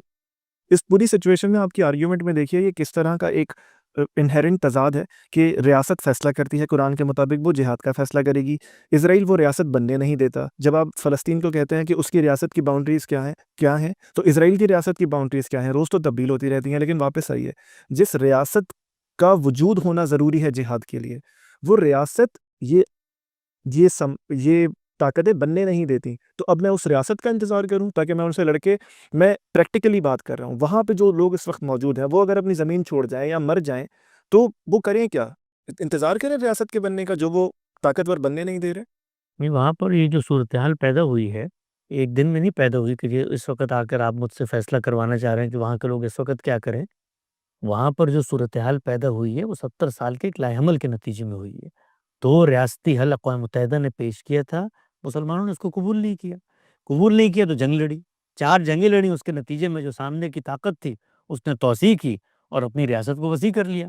اب جنگوں کے نتیجے میں آپ کو نقصان ہوا ہے، آپ لڑنا چاہتے ہیں لڑیے، مطلب میں نے کسی کا ہاتھ پکڑا ہوا ہے یا ہم نے روکا ہوا ہے یا ہم کوئی ان کے حوصلے پست کر رہے ہیں؟ وہ لڑ تو طاقت تو شرط نہیں ہے، اور ہماری گفتگو سے کوئی اثر نہیں ہوتا تو بقا کی جنگ ہے، تو لڑیں جا کر بقا کی جنگ، کس نے روکا ہے بھائی؟ آپ ہم سے کیا مطالبہ کر رہے ہیں کہ ہم اس بقا کی جنگ میں ان کی حمایت کریں؟ یعنی ہمارا ذہنی توازن خراب ہے کہ ہمیں پتہ ہے کہ اس کے نتیجے میں نقصان ہوگا، تو ہم کس بنیاد پہ حمایت کریں؟ کوئی عقل ہوگی، کوئی خرد ہوگی، کوئی بصیرت ہوگی، کوئی حکمت ہوگی، کوئی تدبیر ہوگی، نتیجہ نظر آ رہا ہے سامنے کہ بھائی اگلوں کے پاس کچھ نہیں ہے، تو پھر وہ کیسے لڑیں گے؟ سوال یہ ہے۔ تو آج جس صورتحال پر آپ پہنچ چکے ہیں، پوری زندگی میں آپ کو کہوں کہ بھئی آپ صحت کا خیال رکھیں، اللہ نے آپ کو جسم دیا ہے، ٹھیک ہے آپ چھوٹے قد کے ہیں، ٹھیک ہے آپ کا رنگ سانولا ہے، ٹھیک ہے آپ کی آمدن کم ہے، لیکن حفظان صحت کے اصول ان کو اپنایا کریں۔ آپ نے اپنانے سے انکار کر دیا، اس کے نتیجے میں آپ کو بیماریاں لاحق ہو گئیں۔ اب آپ اس مقام پر آگے ہیں کہ لاغر ہو کے بستر پہ پڑے ہیں، اور اب آ کے مجھ سے پوچھتے ہیں کہ اب بتائیے میں کیا کروں، اب تو میرے پاس اور کوئی لائے عمل ہی نہیں ہے نا۔ تو بھائی یہ تو قوموں کی زندگی میں اس طرح سے نہیں ہوتا، یہ قوموں کی لیڈرشپ فیصلہ کرتی ہے، وہ نسلیں بھگتتی ہیں۔ تو ہماری لیڈرشپ نے وہاں پر جو موجود تھی، انہوں نے کچھ فیصلے کیے آئیڈیلزم کی بنیاد پہ، ان فیصلوں کی بنیاد پہ باقاعدہ ریاستوں نے جنگیں لڑیں، ریاستوں نے جنگیں لڑیں، گرد و پیش کی ریاستوں نے مل کر جنگیں لڑیں۔ ایسا نہیں ہے کہ وہاں ریاست نہیں تھی، سب نے جنگیں لڑیں، ان کی 2,000 سال پرانی تاریخ ہے جن لوگوں نے جنگیں لڑیں، لیکن فیصلہ کن نہیں ہو سکی۔ تو اب وہاں پر جو لوگ ہیں، ان لوگوں کے بارے میں یہی کہا جا سکتا ہے کہ وہ اپنی جان بچائیں فی الحال، اور اس وقت یا تو دشمن کی گولی سے مریں گے، تو اس کے نتیجے میں کیا ہوگا؟ یعنی آپ کے نزدیک وہ ایک داستان رقم کر کے دنیا سے رخصت ہو جائیں گے، اس کا حاصل کیا ہوگا؟ ان کی نسل ختم ہو جائے گی۔ تو یہ جو کچھ ہم کہہ رہے ہیں ان کے تحفظ کے لیے کہتے ہیں، اور اپنی ایک نحیف سی آواز پیش کر رہے ہیں۔ ہمیں پتہ ہے نہ وہ ہمیں سنتے ہیں، نہ اسرائیل ہمیں سنتا ہے، اپنی قوم کو بتا رہے ہیں، کیونکہ قوم اس سے ایک پیغام لیتی ہے۔ اس طرح آپ نے سیدنا حسین کے اقدام کی انٹرپریٹیشن کر کے پیغام لیا نا، تو اس سے بھی پیغام لے گی کہ اپنے پورے ملک کو برباد کر دو، اپنی نسل کا خاتمہ کر دو، اس غیرت اور جذباتیت کا نام لے کر، اس سے مسلمانوں کو کچھ حاصل نہیں ہوگا۔ یہ درد دل ہے جس کو لے کر ہم وہاں پر جاتے ہیں، ان کو یہ کہتے ہیں کہ جو حاصل ہے اس کو بچاؤ۔ اس وقت جو خبریں آ رہی ہیں، آج کی خبریں میں نے پڑھی، جو انٹرنیشنل باوثوق خبر رساں ادارے ہیں بیان کر رہے ہیں کہ حماس اس پر آمادہ ہو رہی ہے کہ اس علاقے کا کنٹرول وہ حوالے کر دے گی فلسطینی اتھارٹی کی۔ خبریں آ رہی ہیں، تو سوال یہ ہے کہ اگر آپ کو لڑنا تھا تو پھر لڑنے میں مفاہمت کیسی؟ آپ نے یرغمال بنا کر آیا، آپ نے کہا تو ڈونڈ آئے ہیں، تو پھر آپ بھی رہا کر رہے ہیں، آپ کی بھی رہا ہو رہے ہیں۔ تو ہر جگہ پر یہی ہو رہا ہوتا ہے، کہیں آپ فیصلے کرتے ہیں لڑنے کے، کہیں تدبیر کے، کہیں تبادلے کے، کہیں قیدی کے، جو آپ کو بہتر لگتا ہے، تو انہی تدابیر، اسی لائے عمل پر ہم تنقید کرتے ہیں، اور ہم یہ کہتے ہیں کہ لڑنے کی جو اسٹریٹجی ہے کامیاب ہوتی بھی نظر نہیں آ رہی۔ مہدی سوڈانی سے لے کر امام شامل تک نظر نہیں آ رہی، اسامہ بن لادن سے لے کر حماس تک نظر نہیں آ رہی۔ نقصان ہوگا، اور نقصان ہو گیا۔ حسن بھائی، پھر آپ نے یہ 2 بار اگزامپل دی کہ جب ڈاکٹر کے سامنے کوئی ایسا عضو آتا ہے کہ جیسے کاٹنا ہی سرطان سے بچنے کی صورت ہوتی ہے، تو آپ کی بات سے میں یہ فیصلہ کر لوں کہ غزہ ایک ایسا عضو ہے کہ جس میں سرطان ہے اور اسے کاٹ کر آگے مسلم امہ بڑھے گی؟ نہیں، میں یہ نہیں کہہ رہا، میں یہ کہہ رہا ہوں کہ وہ اس وقت اسرائیل تھا جو بنا دیا گیا، آپ کا خطہ تھا نا، آپ کا حصہ تھا، آپ کا جسم تھا، آپ کی لینڈ تھی، آپ کے آبا کی روایت اور تاریخ وہاں پر تھی، جبراً اس کے اوپر قبضہ ہو گیا۔ تو اب آپ کو آگے بڑھنا ہے۔ آگے بڑھنے کا ایک ہی طریقہ ہے کہ اپنی تعمیر پر توجہ دیں، اپنے آپ کو دیکھیں۔ یہ چیزیں نہیں کریں گے تو باقی جسم میں بھی وہ سرطان پھیل جائے گا، اور وہ پھیل گیا، یعنی اس نے آپ کے ملکوں پر قبضہ کر لیا۔ اس عضو لا حاصل نے اپنے سرطان کو پھیلا کر جو کچھ آپ کے پاس موجود تھا اس کو بھی خراب کر دیا، آپ کے جسم کو بھی آلودہ کر دیا، آپ کے گھر کے اندر تک آ گیا، آپ کو ملیہ میٹ کر دیا۔ تو اس کا فائدہ ہمیں ہوا یا اس کو ہوا؟ تو اگر کوئی عضو آپ کے ساتھ لاحق تھا اور آپ اس کو ساتھ نہیں رکھنا چاہتے، تو یہ آپ کی بقا کا تقاضا ہے۔ آپ ساتھ رکھنا چاہتے ہیں تو وہ سرطان کو پھیلائے گا جیسا اس نے پھیلایا۔ حسن بھائی، آپ بار بار یہ کہتے ہیں آپ کے پوائنٹ آف ویو میں کہ 1948 کا فیصلہ 2 نیشن والا ہمیں مان لینا چاہیے تھا۔ واٹ میکس یو بلیو کہ اسرائیل اس پہ اگر ہم وہ مان لیتے وہ پھر بھی ان تمام چیزوں پہ عمل کرتا؟ جو ریزولوشنس پہلے آ چکی، 1996 کا معاملہ ہے، 2003 کا معاملہ ہے، جو فیصلے آپ مجھ سے بہتر جانتے ہیں، پہلے ان کی بات کر بھی چکے، اسرائیل نے وہ فیصلے بھی تو نہیں مانے۔ تو یہ واٹ میکس یو بلیو کہ وہ 1948 کے سرحد کو مان لیتا اور دوبارہ سیٹلمنٹس نہ کرتا آگے؟ کوئی گارنٹی نہیں ہے، دنیا کے کسی ملک کی کوئی گارنٹی نہیں ہے۔ جس وقت کسی کو طاقت حاصل ہوتی ہے وہ سارے کام کرتا ہے۔ سوال یہ ہے کہ جب وہ یہ کام کرتا تو اس وقت ہم بھی فیصلہ کرتے کہ ہم نے کیا کرنا ہے۔ ہم دنیا کے سامنے اپنا مقدمہ بھی لے کے جاتے، ان کو بتاتے کہ بھائی عالمی ضمیر کہاں کھو گیا ہے، کہ جس نے یہ فیصلہ کیا تھا ہم تو اس کو شرح صدر کے ساتھ مانتے ہیں، اور جس قوت کے بارے میں کیا تھا وہ اس کو نہیں مانتا۔ کہ آج ہم یہ کہنے کی پوزیشن میں ہیں، کہیں جا سکتے ہیں اقوام متحدہ میں کہ آپ ہمیں انصاف دلائیں؟ وہ کہے گا جی انصاف کا جو فارمولہ میں نے دیا تھا آپ اس پر عمل پیرا ہوئے، اور پھر امکانات کی دنیا میں جاتے ہیں تو دسیوں امکانات پیدا ہو سکتے ہیں۔ اگر آپ مجھ سے پوچھیں جو 48 سے پہلے مار دھاڑ شروع ہوئی تھی، گوریلا جنگیں شروع ہوئی تھیں، جس کے نتیجے میں نقبہ ہوا، اور اس سے وہاں پر ان کا نیریٹو پڑھے تو کہتے ہیں انہوں نے شروع کی تھی، ان کا پڑھے تو کہتے ہیں انہوں نے شروع کی تھی، تو اس کے نتیجے میں 7-8 لاکھ لوگ اس ریاست سے نکالے گئے۔ تو اگر وہ نہ نکالے جاتے، یہ لڑنے بڑھنے کی ہم صورتحال نہ پیدا کرتے، تو اسرائیل میں آج مسلمانوں کی اکثریت ہوتی، اور وہ ملک جو اپنے آپ کو اس پورے خطے کے اندر اکیلا واحد جمہوری ملک کہتا ہے، تو جمہوریت کی بنیاد پر آپ کہاں سے کہاں پہنچ سکتے تھے۔ تو 10 امکانات ہیں جو پیدا ہوتے ہیں، لیکن سوال یہ ہے کہ وہ اس کی خلاف ورزی کرتا، تو کرنے کے بعد ہم اگر کوئی ضمیر رکھتے ہیں، کوئی اخلاقی جواز رکھتے ہیں، تو وہ دنیا کے سامنے لے کر جاتے ہیں نا، کہ آج ہم لے جانے کی پوزیشن میں ہیں۔ آپ بتائیے مجھے کہ آج ہم دنیا کو آمادہ کر سکتے ہیں کہ ہمارے ساتھ آئیے لاہ عمل کرے؟ تو اسرائیل نہیں مانتا، اس کو فائدہ ہوا، ہم نہیں مانے اس کا ہمیں نقصان ہوا، فائدہ نہیں ہوا۔ تو یہ چیزیں ہیں جن پر غور کرنا چاہیے۔ ہم دنیا کے سامنے اسرائیل کا جو ادھر بچوں کو مارنا ہے، سب کو بوم کرنا ہے، وہ تو لے کے جا سکتے ہیں۔ ہم کم از کم انہی کے قوانین کے مطابق یہ تو لے کے جا سکتے ہیں نا کہ یروشلم ان کا نہیں تھا، جس پر اب اس کو کیپٹل بنا دیا گیا ہے۔ جو سیٹلمنٹس ان کی نہیں تھیں، جس پر یو این کی اپنی باتیں ہیں، جس کے اپنے فیصلے آ چکے، 2003 کے فیصلے کی میں نے بات کی، تو ہم کم از کم یہ تو لے کے جاتے ہیں۔ جب ہم یہ بھی لے کے جاتے ہیں تو آپ کہتے ہیں نہیں، اپنی تعمیر کرو، اپنی ترقی کرو، ساؤتھ افریقہ اور برازیل کے ساتھ لے کر یہ دنیا میں نہ جاؤ، ہماری حیثیت نہیں ہے۔ نہیں نہیں، آپ بالکل لے کر جائیں، وہ کس نے روکا ہے؟ آپ لے کر جائیں، اوپر دنیا کی طاقتیں فیصلہ کریں گی، ہمیں تو کسی نے روکا۔ اقوام متحدہ میں فلسطین کی نمائندگی موجود ہے، انہی طاقتوں نے مل کے پی ایل او کو وجود پذیر کیا، یہی مملکت ان کو پیسے دے کے چلاتے تھے، انہی کے اشاروں کے اوپر وہاں پہ حکومتیں ناشتی تھیں، سب کچھ ہوتا تھا۔ کس نے روکا؟ اب لڑیں، فیصلے نہیں ہوتے اس کی بنیاد پہ، کیوں نہیں ہوئے فیصلے اب تک؟ لوگ رو رہے ہیں۔ اور آپ نے کہا عالمی عدالت میں چلا گیا، تو عالمی عدالت نے اس کو مجرم قرار دیا۔ وہ جس ملک میں عالمی عدالت ہے، وہ وہاں پر اس کا وزیر اعظم اس کے استقبال کے لیے کھڑا ہوا، انہوں نے کہا ہم عالمی عدالت کے اس معاہدے سے نکلتے ہیں۔ تو جو بتایا جا رہا ہے وہ یہ کہ یہ کتابی باتیں زمینی حقائق کے منافی ہیں۔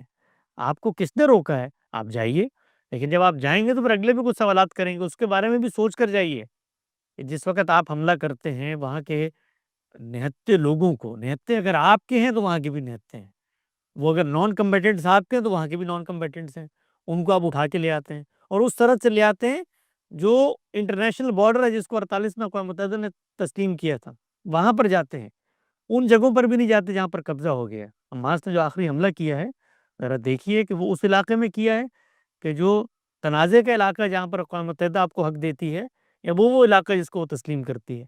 تو یہ ساری چیزیں آپ لے کر جائیں گے تو اگلے بھی بات رکھیں گے، تو باتیں رکھتے رہیں، احتجاج کرتے رہیں، لوگ لے کر جاتے ہیں، روزانہ اقوام متحدہ کے دفتر کے باہر مظاہرے کرتے ہیں، قراردادیں پیش کرتے ہیں، اور کروڑوں کے مجمع نکلتے ہیں، لیکن اس سے دنیا میں فیصلہ ہوتا ہے؟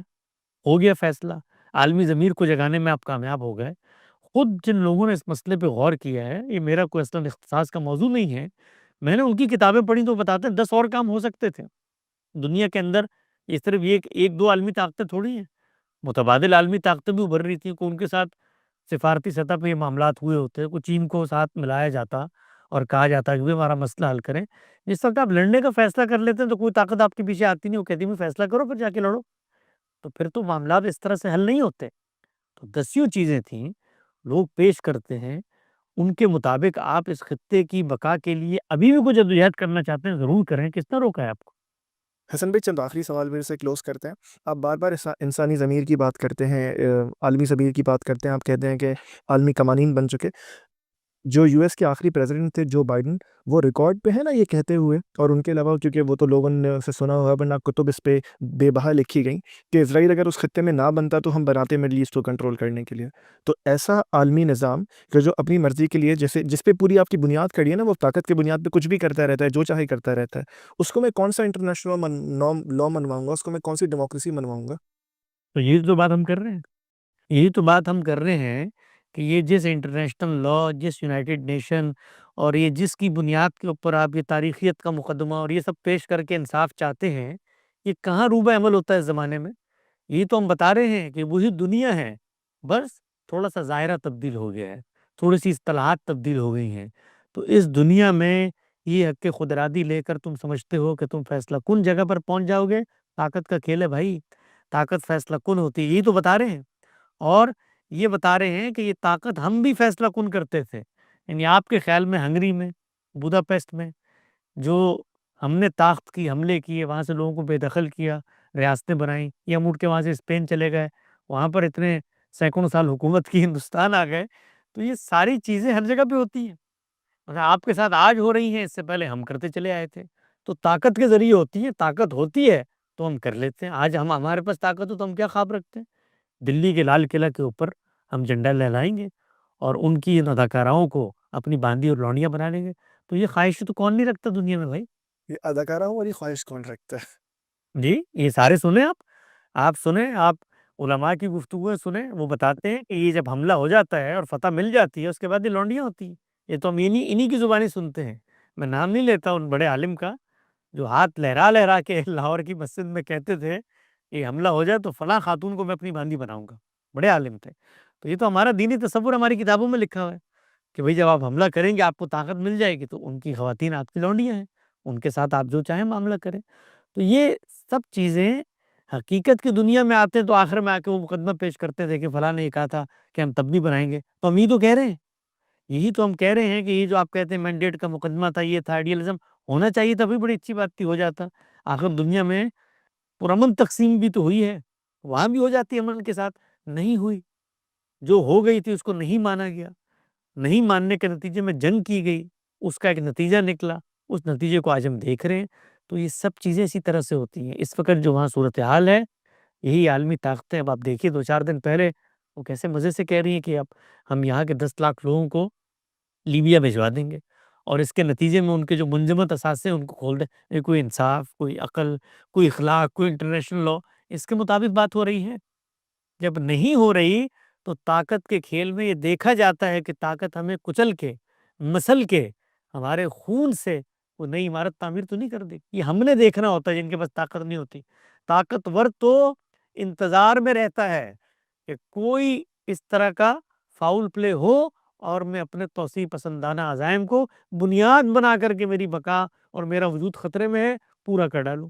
تو یہ عقل مندی ہے یا بیوقوفی ہے کہ ہم اپنے آپ کو پیش کریں، آؤ اور ہمیں مارو؟ حسن بھائی، آپ کا ایک فیس بک پوسٹ تھا کہ جہاں محسوس یہ ہوتا ہے کہ ان لوگوں پہ تنقید کر رہے تھے کہ جو آپ پر تنقید کرتے ہیں اور غزہ پر یہ چاہتے ہیں کہ وہاں جہاد ہو، کم از کم ان کے ساتھ کھڑا ہوا جائے۔ آپ نے لکھا تھا، مجھے وربیٹم میرے پاس نہیں ہے موجود، آپ کو یاد ہوگا یقیناً، کہ شیطان کچھ لوگوں کے عمل انہیں بہتر کر کے دکھاتا ہے۔ اس میں طرفہ تماشا یہ ہے، میں اس پہ صرف آپ سوال رکھ لوں پھر آپ اس پہ بات کیجیے گا، کہ جہاں پہ شیطان کی بات تھی وہاں امین احسن اصلاحی صاحب اور غامدی صاحب دونوں اس آیت کی تفسیر میں ادھر شیطان کو یہود کہتے ہیں۔ تو یہ میں اس کو کہاں کیسے دیکھوں اس پوری بات کو؟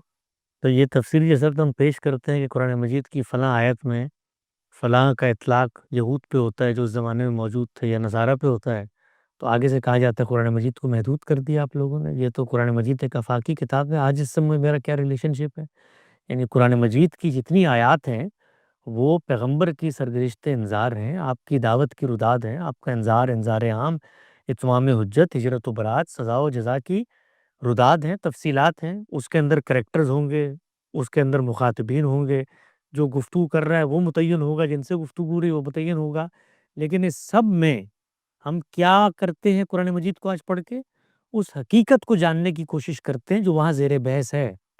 تو کس نے انکار کیے کہ اللہ تعالیٰ کے پیغمبر نے تو ان یہود کے بارے میں جو ان کے مخاطبین تھے، خدا کے عذاب کو نافذ کیا ہے، اور ان کے اوپر ذلت کا عذاب ہے جس کو مسلط کر دیا گیا، زندگی کی بھیک دے کر وہ زندہ رہے، اور یہ جزیہ ہے جو ان کو ذلت کی علامت اور محکومی کے طور پر ان پر لازم کر دیا گیا۔ وہ ہمارے سامنے آنکھیں نہیں اٹھا سکتے تھے، وہ یہود، وہ ہمارے سامنے گھوڑے پہ بیٹھ کے نہیں گزر سکتے تھے، باج گزار تھے ہمارے۔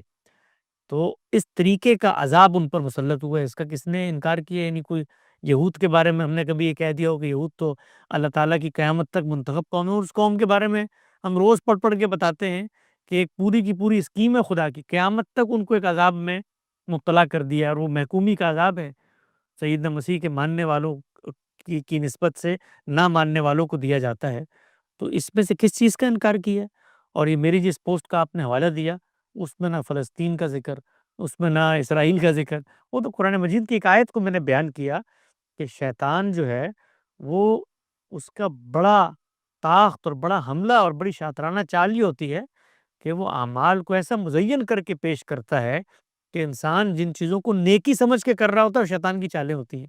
تو یہ شیطان نے یہ کام صرف مطلب یہود کے ساتھ کیا تھا، اس کے بعد شیطان سو گیا۔ وہ قرآن مجید میں تو کہتا ہے میں تو قیامت تک آنے والے ہر فرد کو بہکاؤں گا۔ تو شیطان جس طرح یہود پر مسلط تھا، اسی طریقے سے شیطان آج ہم پر مسلط ہے۔ انسان بھی شیطان بن جاتے ہیں، اس زمانے میں یہود شیطان بن گئے تھے اللہ کے رسول کے مقابلے میں۔ آج شیطان موجود ہے، جنوں میں موجود ہے، انسانوں میں موجود ہے، ممکن ہے حقیقت میں بھی موجود ہو۔ تو یہ جب ہم یہ بات کرتے ہیں، کبھی غور کیے ہم کیا کہہ رہے ہوتے ہیں؟ یعنی قرآن مجید کی آیت نے تو وہاں پر یہود کو قرار دیا، تو اس کے بعد مطلب شیطان کا خاتمہ ہو گیا۔ تو اسی قرآن مجید کی آیت میں تو بتایا گیا کہ شیطان تو آدم کو بہکاتا ہے، تو مجھے نہیں بہکائے گا آج کے بعد۔ حسن بھائی، حماس ٹیررسٹ ہے؟ حماس اگر بے گناہوں کے اوپر حملہ کرے گی تو دہشت گرد تنظیم قرار پائے گی۔ 7 اکتوبر کے بعد پھر وہ دہشت گرد ہے؟ میں تو سمجھتا ہوں کہ اگر انہوں نے اس طریقے سے بے گناہوں کو مارا ہے تو یہ بے گناہوں کو مارنا دہشت گردی ہے۔ کس نے مارا ہے، کیوں مارا ہے، وہ متعین فریق کون ہے، ان پر حکم لگانے کا میرے پاس کوئی اخلاقی جواز نہیں ہے، میں نہیں جانتا۔ البتہ آپ مجھ سے پوچھیں گے کہ ایک تنظیم ہے جو یہ دعویٰ کرتی ہے کہ ہم نے اس طریقے سے بے گناہوں کے اوپر حملہ آور ہو کے ان کو یرغمال بنایا ہے، تو یہ دہشت گردی کا فعل ہے۔ جب میری حماس سے اسپوکس پرسن سے بات ہوئی خالد القدومی صاحب سے، تو وہ کہتے ہیں کہ 7 اکتوبر کے بعد اسے وہ طوفان اقصیٰ کہتے ہیں۔ وہ کہتے ہیں کہ اس کے بعد ہم نے جانیں ضرور گنوائی، لیکن دنیا میں ہم نے نیریٹو کی جنگ جیتی ہے۔ اس پر آپ کیا کہیں گے؟ جیتی ہوگی تو جیتی ہوگی، دنیا کے اندر وہ نیریٹو کی جنگ جیتے ہیں۔ ہمارا کام بطور مسلمان کے یہ ہے کہ ہم جو بھی اقدام کرتے ہیں وہ اللہ کی شریعت کی روشنی میں زیر بحث آتا ہے، وہ اس طرح کی آڈینس اپروول کے نتیجے میں نہیں ہوتا۔ اگر تو جیتی ہے انہوں نے تو پھر سیاست کہیے نا، اس کو دین کا نام کیوں دیتے ہیں، اس کو جہاد کا نام کیوں دیتے ہیں؟ ہم نے ہمیشہ یہ دیکھنا ہوتا ہے کہ کیا دین جس کو ہم مانتے ہیں وہ ہمیں اجازت دیتا ہے کہ نان کمبیٹنٹس کے اوپر آپ نے اس طرح سے حملہ آور ہونا ہے، بیلچوں سے، آریوں سے، پتھروں سے ان کے سروں کو کچل دینا ہے؟ یعنی یہ جو جنگیں ہوئی ہیں اسرائیل کے ساتھ، ان جنگوں میں جہاں پر ہمارے مظلوم لوگ مارے گئے ہیں وہاں پر ان کے بھی مارے گئے ہیں۔ یعنی اس حقیقت کو سچائی کے ساتھ بیان کرنا چاہیے۔ یعنی ہم نے بھی ان کے کوئی 30-35 ہزار بندے مارے ہیں اس پورے کانفلکٹ میں 70 سالوں میں، اور اپنی بھی لاشیں اور بے گناہوں کا خون ان کے اس طاق کے نتیجے میں بہایا گیا ہے۔ تو یہ کام ہم نے کیا ہے، تو یہ دونوں طرف سے ہوتا ہے۔ آپ یہ کہیں کہ ایک طرف سے ہوتا ہے تو پھر آپ سچائی کو چھپا رہے ہیں۔ تو اگر ان کا نیریٹو دنیا میں جیت گیا ہے تو وہ دنیا کے ساتھ لڑے جا کر۔ اگر وہ مسلمان ہیں تو پھر وہ آیت پڑھ کے بتائیں کہ جس میں یہ لکھا ہوا ہے کہ لوگ اٹھیں گے اور وہ اس طریقے سے کسی جا کر سلطنت پہ، ریاست پہ حملہ آور ہو جائیں گے، ان کی اپنی کوئی ریاست نہیں ہوگی، ان کی اپنی کوئی جمعیت نہیں ہوگی، وہ طاقت کو نہیں دیکھیں گے، وہ جنگ کی اخلاقی حدود جو بندہ مومن کے لیے لازم و ناگزیر ہیں ان کو پامال کر دیں گے، اور آگے سے کہیں گے کہ ہم نے دنیا بھر کو تو اپنا نیریٹو پہنچانے میں کامیابی حاصل کر لی ہے۔ مسلمان ہر چیز کی اپروول شریعت سے لیتا ہے، وہ دنیا سے نہیں لیتا۔ حسن بھائی، آپ نے پچھلے سوال کے جواب میں کہا کہ شیطان تو آج بھی زندہ ہے، ظاہر ہے وہ لوگوں کو ان کے اعمال بہتر کر کے دکھا رہا ہے، تمام چیزیں۔ شیطان آج زندہ ہے، خدا مر گیا ہے آج، نعوذ باللہ، کہ اس کی مدد نہیں آ سکتی؟ خدا کی مدد آئے گی، لیکن خدا کی مدد آپ کے تخمینوں، اندازوں اور خدا کی نسبت سے وہ دعوے کرنے سے نہیں آئے گی جو ہمارے شعراء اپنی شاعری میں کرتے ہیں۔ خدا بتائے گا نا کہ اس کی نصرت کا کیا قاعدہ ہے۔ اور دوسری بات یہ ہے کہ خدا کی نصرت آپ سمجھتے ہیں کہ آپ کے پاس ہے وہ مواقع کہ جن سے آنی چاہیے ہے، تو پھر دکھا دیجئے کیوں نہیں آئی۔ یعنی یہ سوال تو آپ خدا سے جا کر پوچھیں، آپ کا اور خدا کا معاملہ ہے۔ ہم تو تماشائی کے طور پہ دیکھ رہے ہیں آپ کے دعووں کو، کہ آپ دعویٰ کرتے ہیں کہ آپ نے حملہ کرنا ہوگا، بدر میں ہوا تھا 313 کا، تو اس کے بعد نصرت آ گئی تھی، تو یہ نصرت 48 سے منتظر ہے ہم کہ آ جائے، کیوں نہیں آئی بھائی؟ تو یہ تو آپ نے بتانا ہے کہ کیوں نہیں آئی، اگر آئی ہے تو وہ کہاں ہے۔ اور حسن بھائی، آپ نے اسرائیل کو اور حماس کے لوگوں کو ایک جگہ پلیس کیا کہ دونوں جانب سے ظلم ہوا اور اس کو ایک جگہ رکھنا چاہیے۔ وہیں پہ آپ نے فرمایا کہ حماس کے لوگ بیلچے اور پتھر اور لکڑیاں لے کر آئے تھے۔ ایک طرف بیلچے، لکڑیاں، پتھر، شاید کوئی بندوق ہوگی، دوسری طرف میزائلز ہیں، بوم ہیں، شیلنگ ہے۔ دونوں کو کس طرح ایکویٹ کروں میں؟ ایکویٹ تو اس سے ہوگا کہ وہ بیلچوں سے آگے کیا کام کیا ہے. یعنی بیلچے سے اگر آپ نے کسی معصوم کی جان لی ہے تو وہ بھی قتل ہے، اور اگر ڈرون حملہ اور ڈیزی کٹر میزائل پھینک کے کسی کی جان لی ہے تو وہ بھی اللہ کی دین کی نظر میں مذموم ہوگا. اس سے کچھ نہیں ہوتا کہ آپ نے کس طریقے سے کیا، ذریعہ مقصد کیا تھا، نتیجہ کیا نکلا. اگر جان جاتی ہے، آپ اقدام کرتے ہیں، تو دین کی اخلاقی حدود ہیں. یہ تو کہیں نہیں ہوتا کہ آپ بھی کہیں کہ ظالم وہاں پر موجود تھا تو مجھے یہ لگا کہ اب مجھے یہ اقدام کر دینا چاہیے. دین نے حدود و شرائط بتائی ہیں اس اقدام کے لیے. ظلم کی موجودگی کے بعد کی بحث ہو رہی ہے سب کی سب. کوئی یہ نہیں کہہ رہا کہ ظلم نہیں ہے، ظلم کی موجودگی کے بعد کی بحث ہے. ظالم کے ساتھ جنگ کیسے کی جائے گی، اس کے بارے میں شریعت نے کوئی حدود متعین کی ہے. کیا آپ نے جن سے گفتگو کی حماس کے لیڈر سے، ان سے پوچھا قرآن مجید کی ان آیات کے بارے میں کہ، اور رسالت مآب صلی اللہ علیہ وسلم کے اس اسوہ کے بارے میں، کہ جب آپ اس طرح سے حملہ آور ہوتے ہیں تو فیصلہ کون کرتا ہے؟ امیر کرتا ہے. وہ امیر کون تھا وہاں پر؟ کس کی اطاعت میں یہ فیصلہ کیا گیا؟ طاقت کے توازن جو قرآن مجید بیان کرتا ہے اس کا جائزہ لیا؟ کس نے جائزہ لیا؟ کیسے جائزہ لیا؟ اور اتنی بڑی عوام وہاں پر جو موجود ہے، ان کے بہاف پہ ان کی نمائندگی میں جنگ لڑی گئی ہے. ان کی نمائندگی کب حاصل کی گئی اس فیصلے میں؟ یہ سارے کام ہوئے، پھر آپ نے اقدام کیا تو اس کی اخلاقی حدود و شرائط کیا ہیں؟ اس طریقے سے لوگوں کو اپنے ملکوں میں لا کر یرغمالی بنانا، اور اس کے بعد دنیا کے سامنے تو اگر کسی دین کو مانتے ہیں تو اس کا حوالہ پیش کریں گے.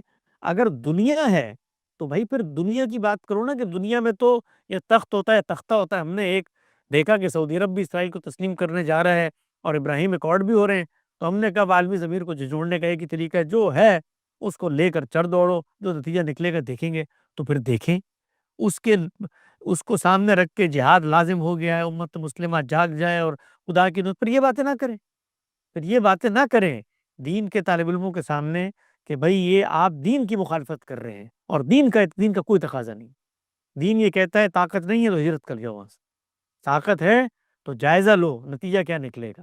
اور کون جائزہ لے گا؟ جن کے پاس وہاں کی حکومت اور ریاست ہے. وہ پہلے بنائی جائے گی، اگر نہیں ہے آپ کو پوری کی پوری ریاست بنا کر اس کے تحت یہ کام کر رہے ہیں. دین کی حدود و شرائط ہیں.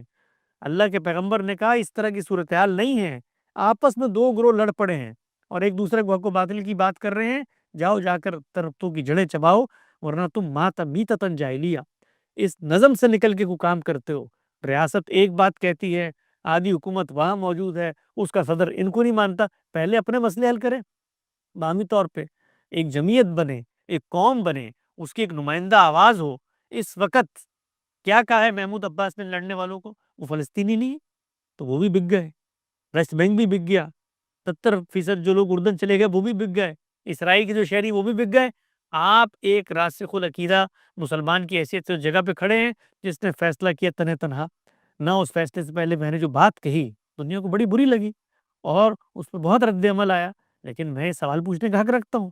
اگر امت مسلمہ مشترکہ طور پر اصلاح عمل میں آپ کے ساتھ شریک ہو تو فیصلے میں بھی ان کی حمایت شامل ہونی چاہیے. فیصلے سے پہلے کیا پوری امت مسلمہ سے مشورہ کیا گیا تھا کہ ہم یہ کرنے جا رہے ہیں؟ یہ سب باتیں اب یہی آپ میرا جملہ نکالیں یہاں سے، پھر آپ کسی اور انٹرویو میں آئیں اور کہیں دیکھیں اتنا ظلم ہو رہا ہے اور آپ کہہ رہے ہیں امت مسلمہ سے مشورہ ہی نہیں ہوا، تو کہاں جا کے سر پھوڑے.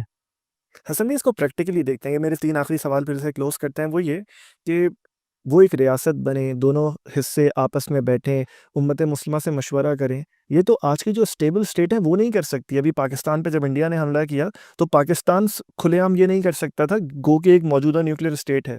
یہ وہ خطہ کس طرح کر لیتا؟ یہ کیا نہیں کر سکتا تھا؟ پاکستان کی ریاست نے فیصلہ کیا، یہ پاکستان کے مولویوں نے فیصلہ کیا، ریاست نے فیصلہ کیا، اور ریاست نے اپنی استعداد اور طاقت کا جائزہ لینے کے بعد فیصلہ کیا اور علی اعلان فیصلہ کیا اور دنیا کو بتایا کہ ہم یہ کام کرنے جا رہے ہیں. کوئی پراکسی کا طریقہ نہیں اپنایا، کھل کے کہا ہم پر جارحیت ہوئی ہے، ہم اس جارحیت کا جواب دیں گے. اس کا انہوں نے جواب دیا. ہمارے ہاں ایک منتخب حکومت موجود ہے، آپ کو انتخابی سسٹم پہ 10 اعتراضات ہوں گے، ظاہر میں وہ منتخب حکومت موجود ہے، ایک پریکٹیکل وزیر اعظم موجود ہے، وہاں پر ہماری ایک فوج موجود ہے، اس کے سپہ سالار موجود ہیں.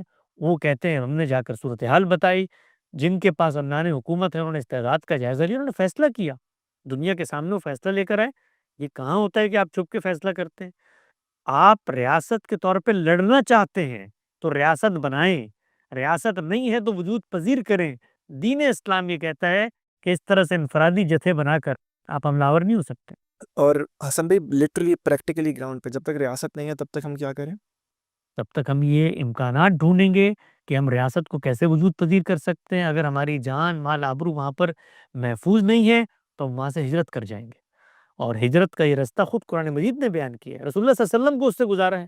کیا ضرورت تھی مدینے لے جانے کی؟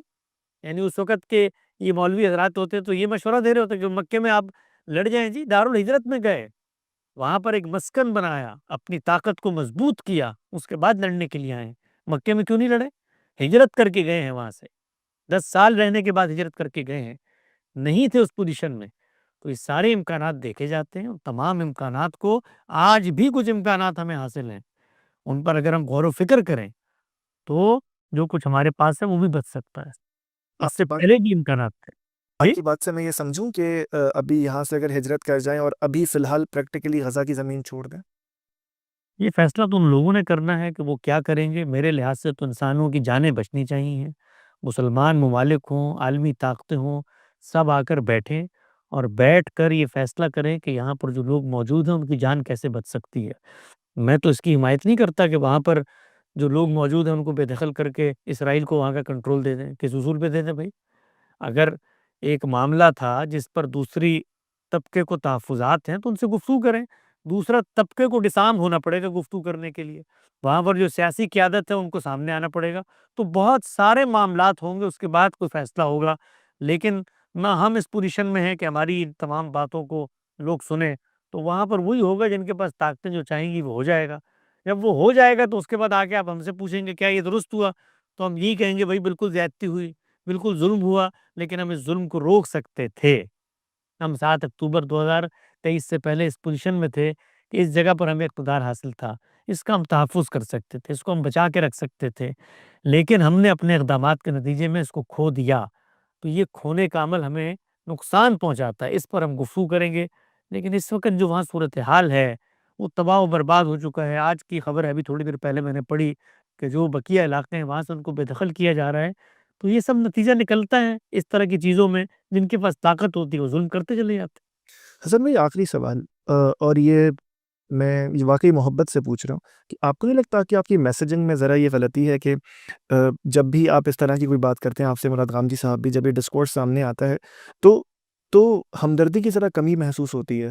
اگر یہ زیادہ بہتر نہ ہو کہ پہلے بے شک بات کرتے ہوئے جہاں تمہید باندھی جاتی ہے وہاں اسرائیل کے ظلموں کو گنواتے ہوئے ان لوگوں کی فی الحال بے شک حماس کی ایک غلطی کی وجہ سے، وار غلطی کی وجہ سے، اس کو جو بھی کہیے، لوگ مر رہے ہیں، اس کی سنگینی کا احساس کرتے ہوئے پھر پریکٹیکل لاہے عمل کی بات کی جائے تاکہ آپ کی باتیں لوگوں کے کانوں تک بھی تو پہنچیں۔ اس طرح کی سچویشن میں تو صرف رد عمل ہی آئے گا، اور کیا ہوگا؟ نہیں، ہر جگہ کی ہے بھائی، آپ نکال کے دیکھیے، ہر جگہ پر اسی طرح سے گفتگویں کی ہیں، اسی طریقے سے بتانے کی کوشش کی ہے اور بتایا ہے، یعنی درد دل کے ساتھ بتایا۔ تو آپ کو کیا لگتا ہے کہ یہ مثال کے طور پہ ہم مسلمان کمیونٹی کا حصہ ہیں، لوگ ہمارے بارے میں ان شکوک و شبہات کا اظہار کریں اور بولیں کہ یہ تو جس طرح آپ نے آغاز کیا، یہ رینڈ کارپوریشن، مطلب یہ کسی مسلمان کے بارے میں یہ جذبات رکھنا، یہ ہمیں گوارا ہے کہ لوگ ہمارے بارے میں یہ باتیں کریں اس سطح پر جا کر؟ لیکن لوگوں کو جس چیز کی عادت ہو گئی ہے وہ یہ ہے کہ مظلومیت کے نعرے میں آپ ان کو جو تدبیر کی غلطی ہے اس کو بھلانا سکھائیں۔ ہم یہ سمجھتے ہیں کہ مظلومیت ایک طرف ہے، لیکن اس کے بعد جو تدبیر اور حکمت عملی کی غلطی ہے اس سے ہم پر جو ظلم ہوگا اس میں افضولی ہوگی، اس میں اضافہ ہوگا۔ تو لوگوں کو جگایا جائے، لوگوں کو بتایا جائے کہ بھئی اٹھو اور یہ لڑنا بھڑنا چھوڑو، اس کے نتیجے میں جو حاصل تھا وہ چلا گیا ہے۔ آپ یہ سمجھتے ہیں کہ یہ کام ہم بھی کریں جو سارے مولوی کر رہے ہیں، کہ احتجاجی زبان لیں اور ان مملکتوں کو گالیاں دیں اور یہ پلے کارڈ اٹھا کے نکلیں، تو بھائی پھر کون ہے جو صحیح رستہ ان کو دکھائے گا؟ کون ہے جو تدبیر کی غلطی ان پہ واضح کرے گا؟ تو اس سے گھبرانا نہیں چاہیے کہ لوگ کیا کہتے ہیں۔ ہم مطمئن ہیں، میں مطمئن ہوں بطور ایک طالب علم کے، میں نے اپنے استاد کو دیکھا وہ اپنی رائے پر مطمئن ہے، وہ یہ سمجھتے ہیں کہ اس طرح کی چیزوں سے نقصان ہوگا مسلمانوں کو اپنی تعمیر پر، اپنی ترقی پر مثبت طور پر توجہ مرکوز کرنی چاہیے۔ جن ممالک نے کی وہ اس پوزیشن میں آ گئے کہ آج ان کی طرف اس طرح سے کوئی میلی آنکھ اٹھا کے نہیں دیکھ سکتا۔ یہاں پر جو لاہ عمل اپنا اپنایا وہ ناکامی سے دوچار ہوا۔ تو ہر جگہ پر یہ بات کہی جاتی ہے، لیکن لوگ کیا کرتے ہیں، اپنے مطلب کی بات سنتے ہیں۔ جیسے ہی ان پر تنقید ہو، ان کے لاہ عمل پہ تنقید ہو، تو اس کے جواب میں وہ مطالبہ کیا کرتے ہیں کہ آپ اس موقع پر تو مظلوم کا ساتھ دیں نا۔ آپ نے یہ بات کیسے کہی یہ کہ حماس کو وہاں پر نان کمبیٹنٹس کو نہیں مارنا چاہیے تھا؟ کہ آپ کو وہ غزہ کے معصوم بچے نظر نہیں آتے؟ تو ان بچوں کو تردید کر کے آگے آئے ہیں ہم۔ لیکن اگلے جملے میں بھی آپ یہ سننے پر آمادہ نہیں ہیں کہ آپ کی حکمت عملی کی غلطی ہے جس نے آپ کو یہاں تک پہنچا دیا۔ حسن بھائی آخری سوال، آپ اتنے مطمئن ہیں کہ لوگوں کے سامنے یا اپنے اندر تو آپ اپنے اوپین میں مطمئن ہیں، آپ اتنے مطمئن ہیں کہ بروز حشر خدا کے سامنے اپنے مقدمے کو ڈیفینڈ کر سکیں؟ اللہ تعالیٰ کے سامنے جب ہم پیش ہوں گے بھائی، ہم سب اپنا دامن بچا رہے ہوں گے۔ کسی کو اعتماد کی جگہ پر کھڑے ہو کے دعوے نہیں کرنے چاہیے کہ میں خدا کے سامنے یہ کر دوں گا۔ ہم سب عاجز بندے ہیں، عاجز لوگ ہیں۔ اللہ تعالیٰ نے ہمیں علم دیا ہے، اس علم میں قلت بھی ہوتی ہے، تدبر میں کمی بھی ہوتی ہے، اس سے کو آرا بناتے ہیں۔ یہ سیاسی معاملات کے اندر آرا ہیں۔ انسان استقراء کے ذریعے تاریخ کو دیکھ کر جو مسلمانوں کو اس وقت شکست سے دوچار ہونے کا ایک نتیجہ نکلا ہے، اس پر روتے ہوئے اس طرح کی باتیں کرتا ہے۔ اس پہ کوئی اس طرح کے ادعا اور اذعان اور یقین نہیں کہ خدا کی عدالت پہ جا کے ہمیں کہہ دیں گے ہاں آپ یہ کہیں گے کہ لوگوں سے پیسے لے کے یہ کام کر رہے ہو تو پورے اعتماد سے کہیں گے کہ بھائی اس کو درست سمجھتے ہیں۔ یہ اس کی استدلال ہے، یہ اس کی حقیقتیں ہیں۔ اللہ تعالیٰ کے حضور میں جائیں گے تو وہاں بھی اپنا عذر رکھیں گے کہ جی ہم نے اس بات کو درست سمجھا، لیکن اس کا پورا امکان ہے کہ ہم غلط ہو سکتے ہیں۔ وہاں پر بھی اگر خدا نے کہا کہ تم غلط تھے تو ہم بتائیں گے اللہ ہم نے ان اچھی نیتوں کے ساتھ یہ فیصلہ کیا تھا۔ خود تیرا پیغمبر یہ بشارت سنا کے جا چکا ہے کہ اگر غلطی پر بھی نیک نیتی کے ساتھ عمل درآمد کرو گے تو ایک اجر تو مل جائے گا۔ تو اللہ کے یہاں بھی انشاءاللہ اس اجر کی توقع رکھتے ہیں۔ حسن بھائی میرے پاس آپ کے لیے یہی کچھ تھا، بہت شکریہ آپ کے وقت کا۔ آخر میں اگر میں اس پورے موضوع کے متعلق جو آبجیکٹڈ کویسچن تھا کہ کیا اس پوری سچویشن کو آپ کس طرح دیکھتے ہیں اور کیا آپ اسرائیل کے حامی ہیں، اگر میں کچھ نہیں پوچھ سکا آپ کی بات کو مکمل کرنے کے لیے تو پلیز کہیے، ایسے کلوز کرتا ہے۔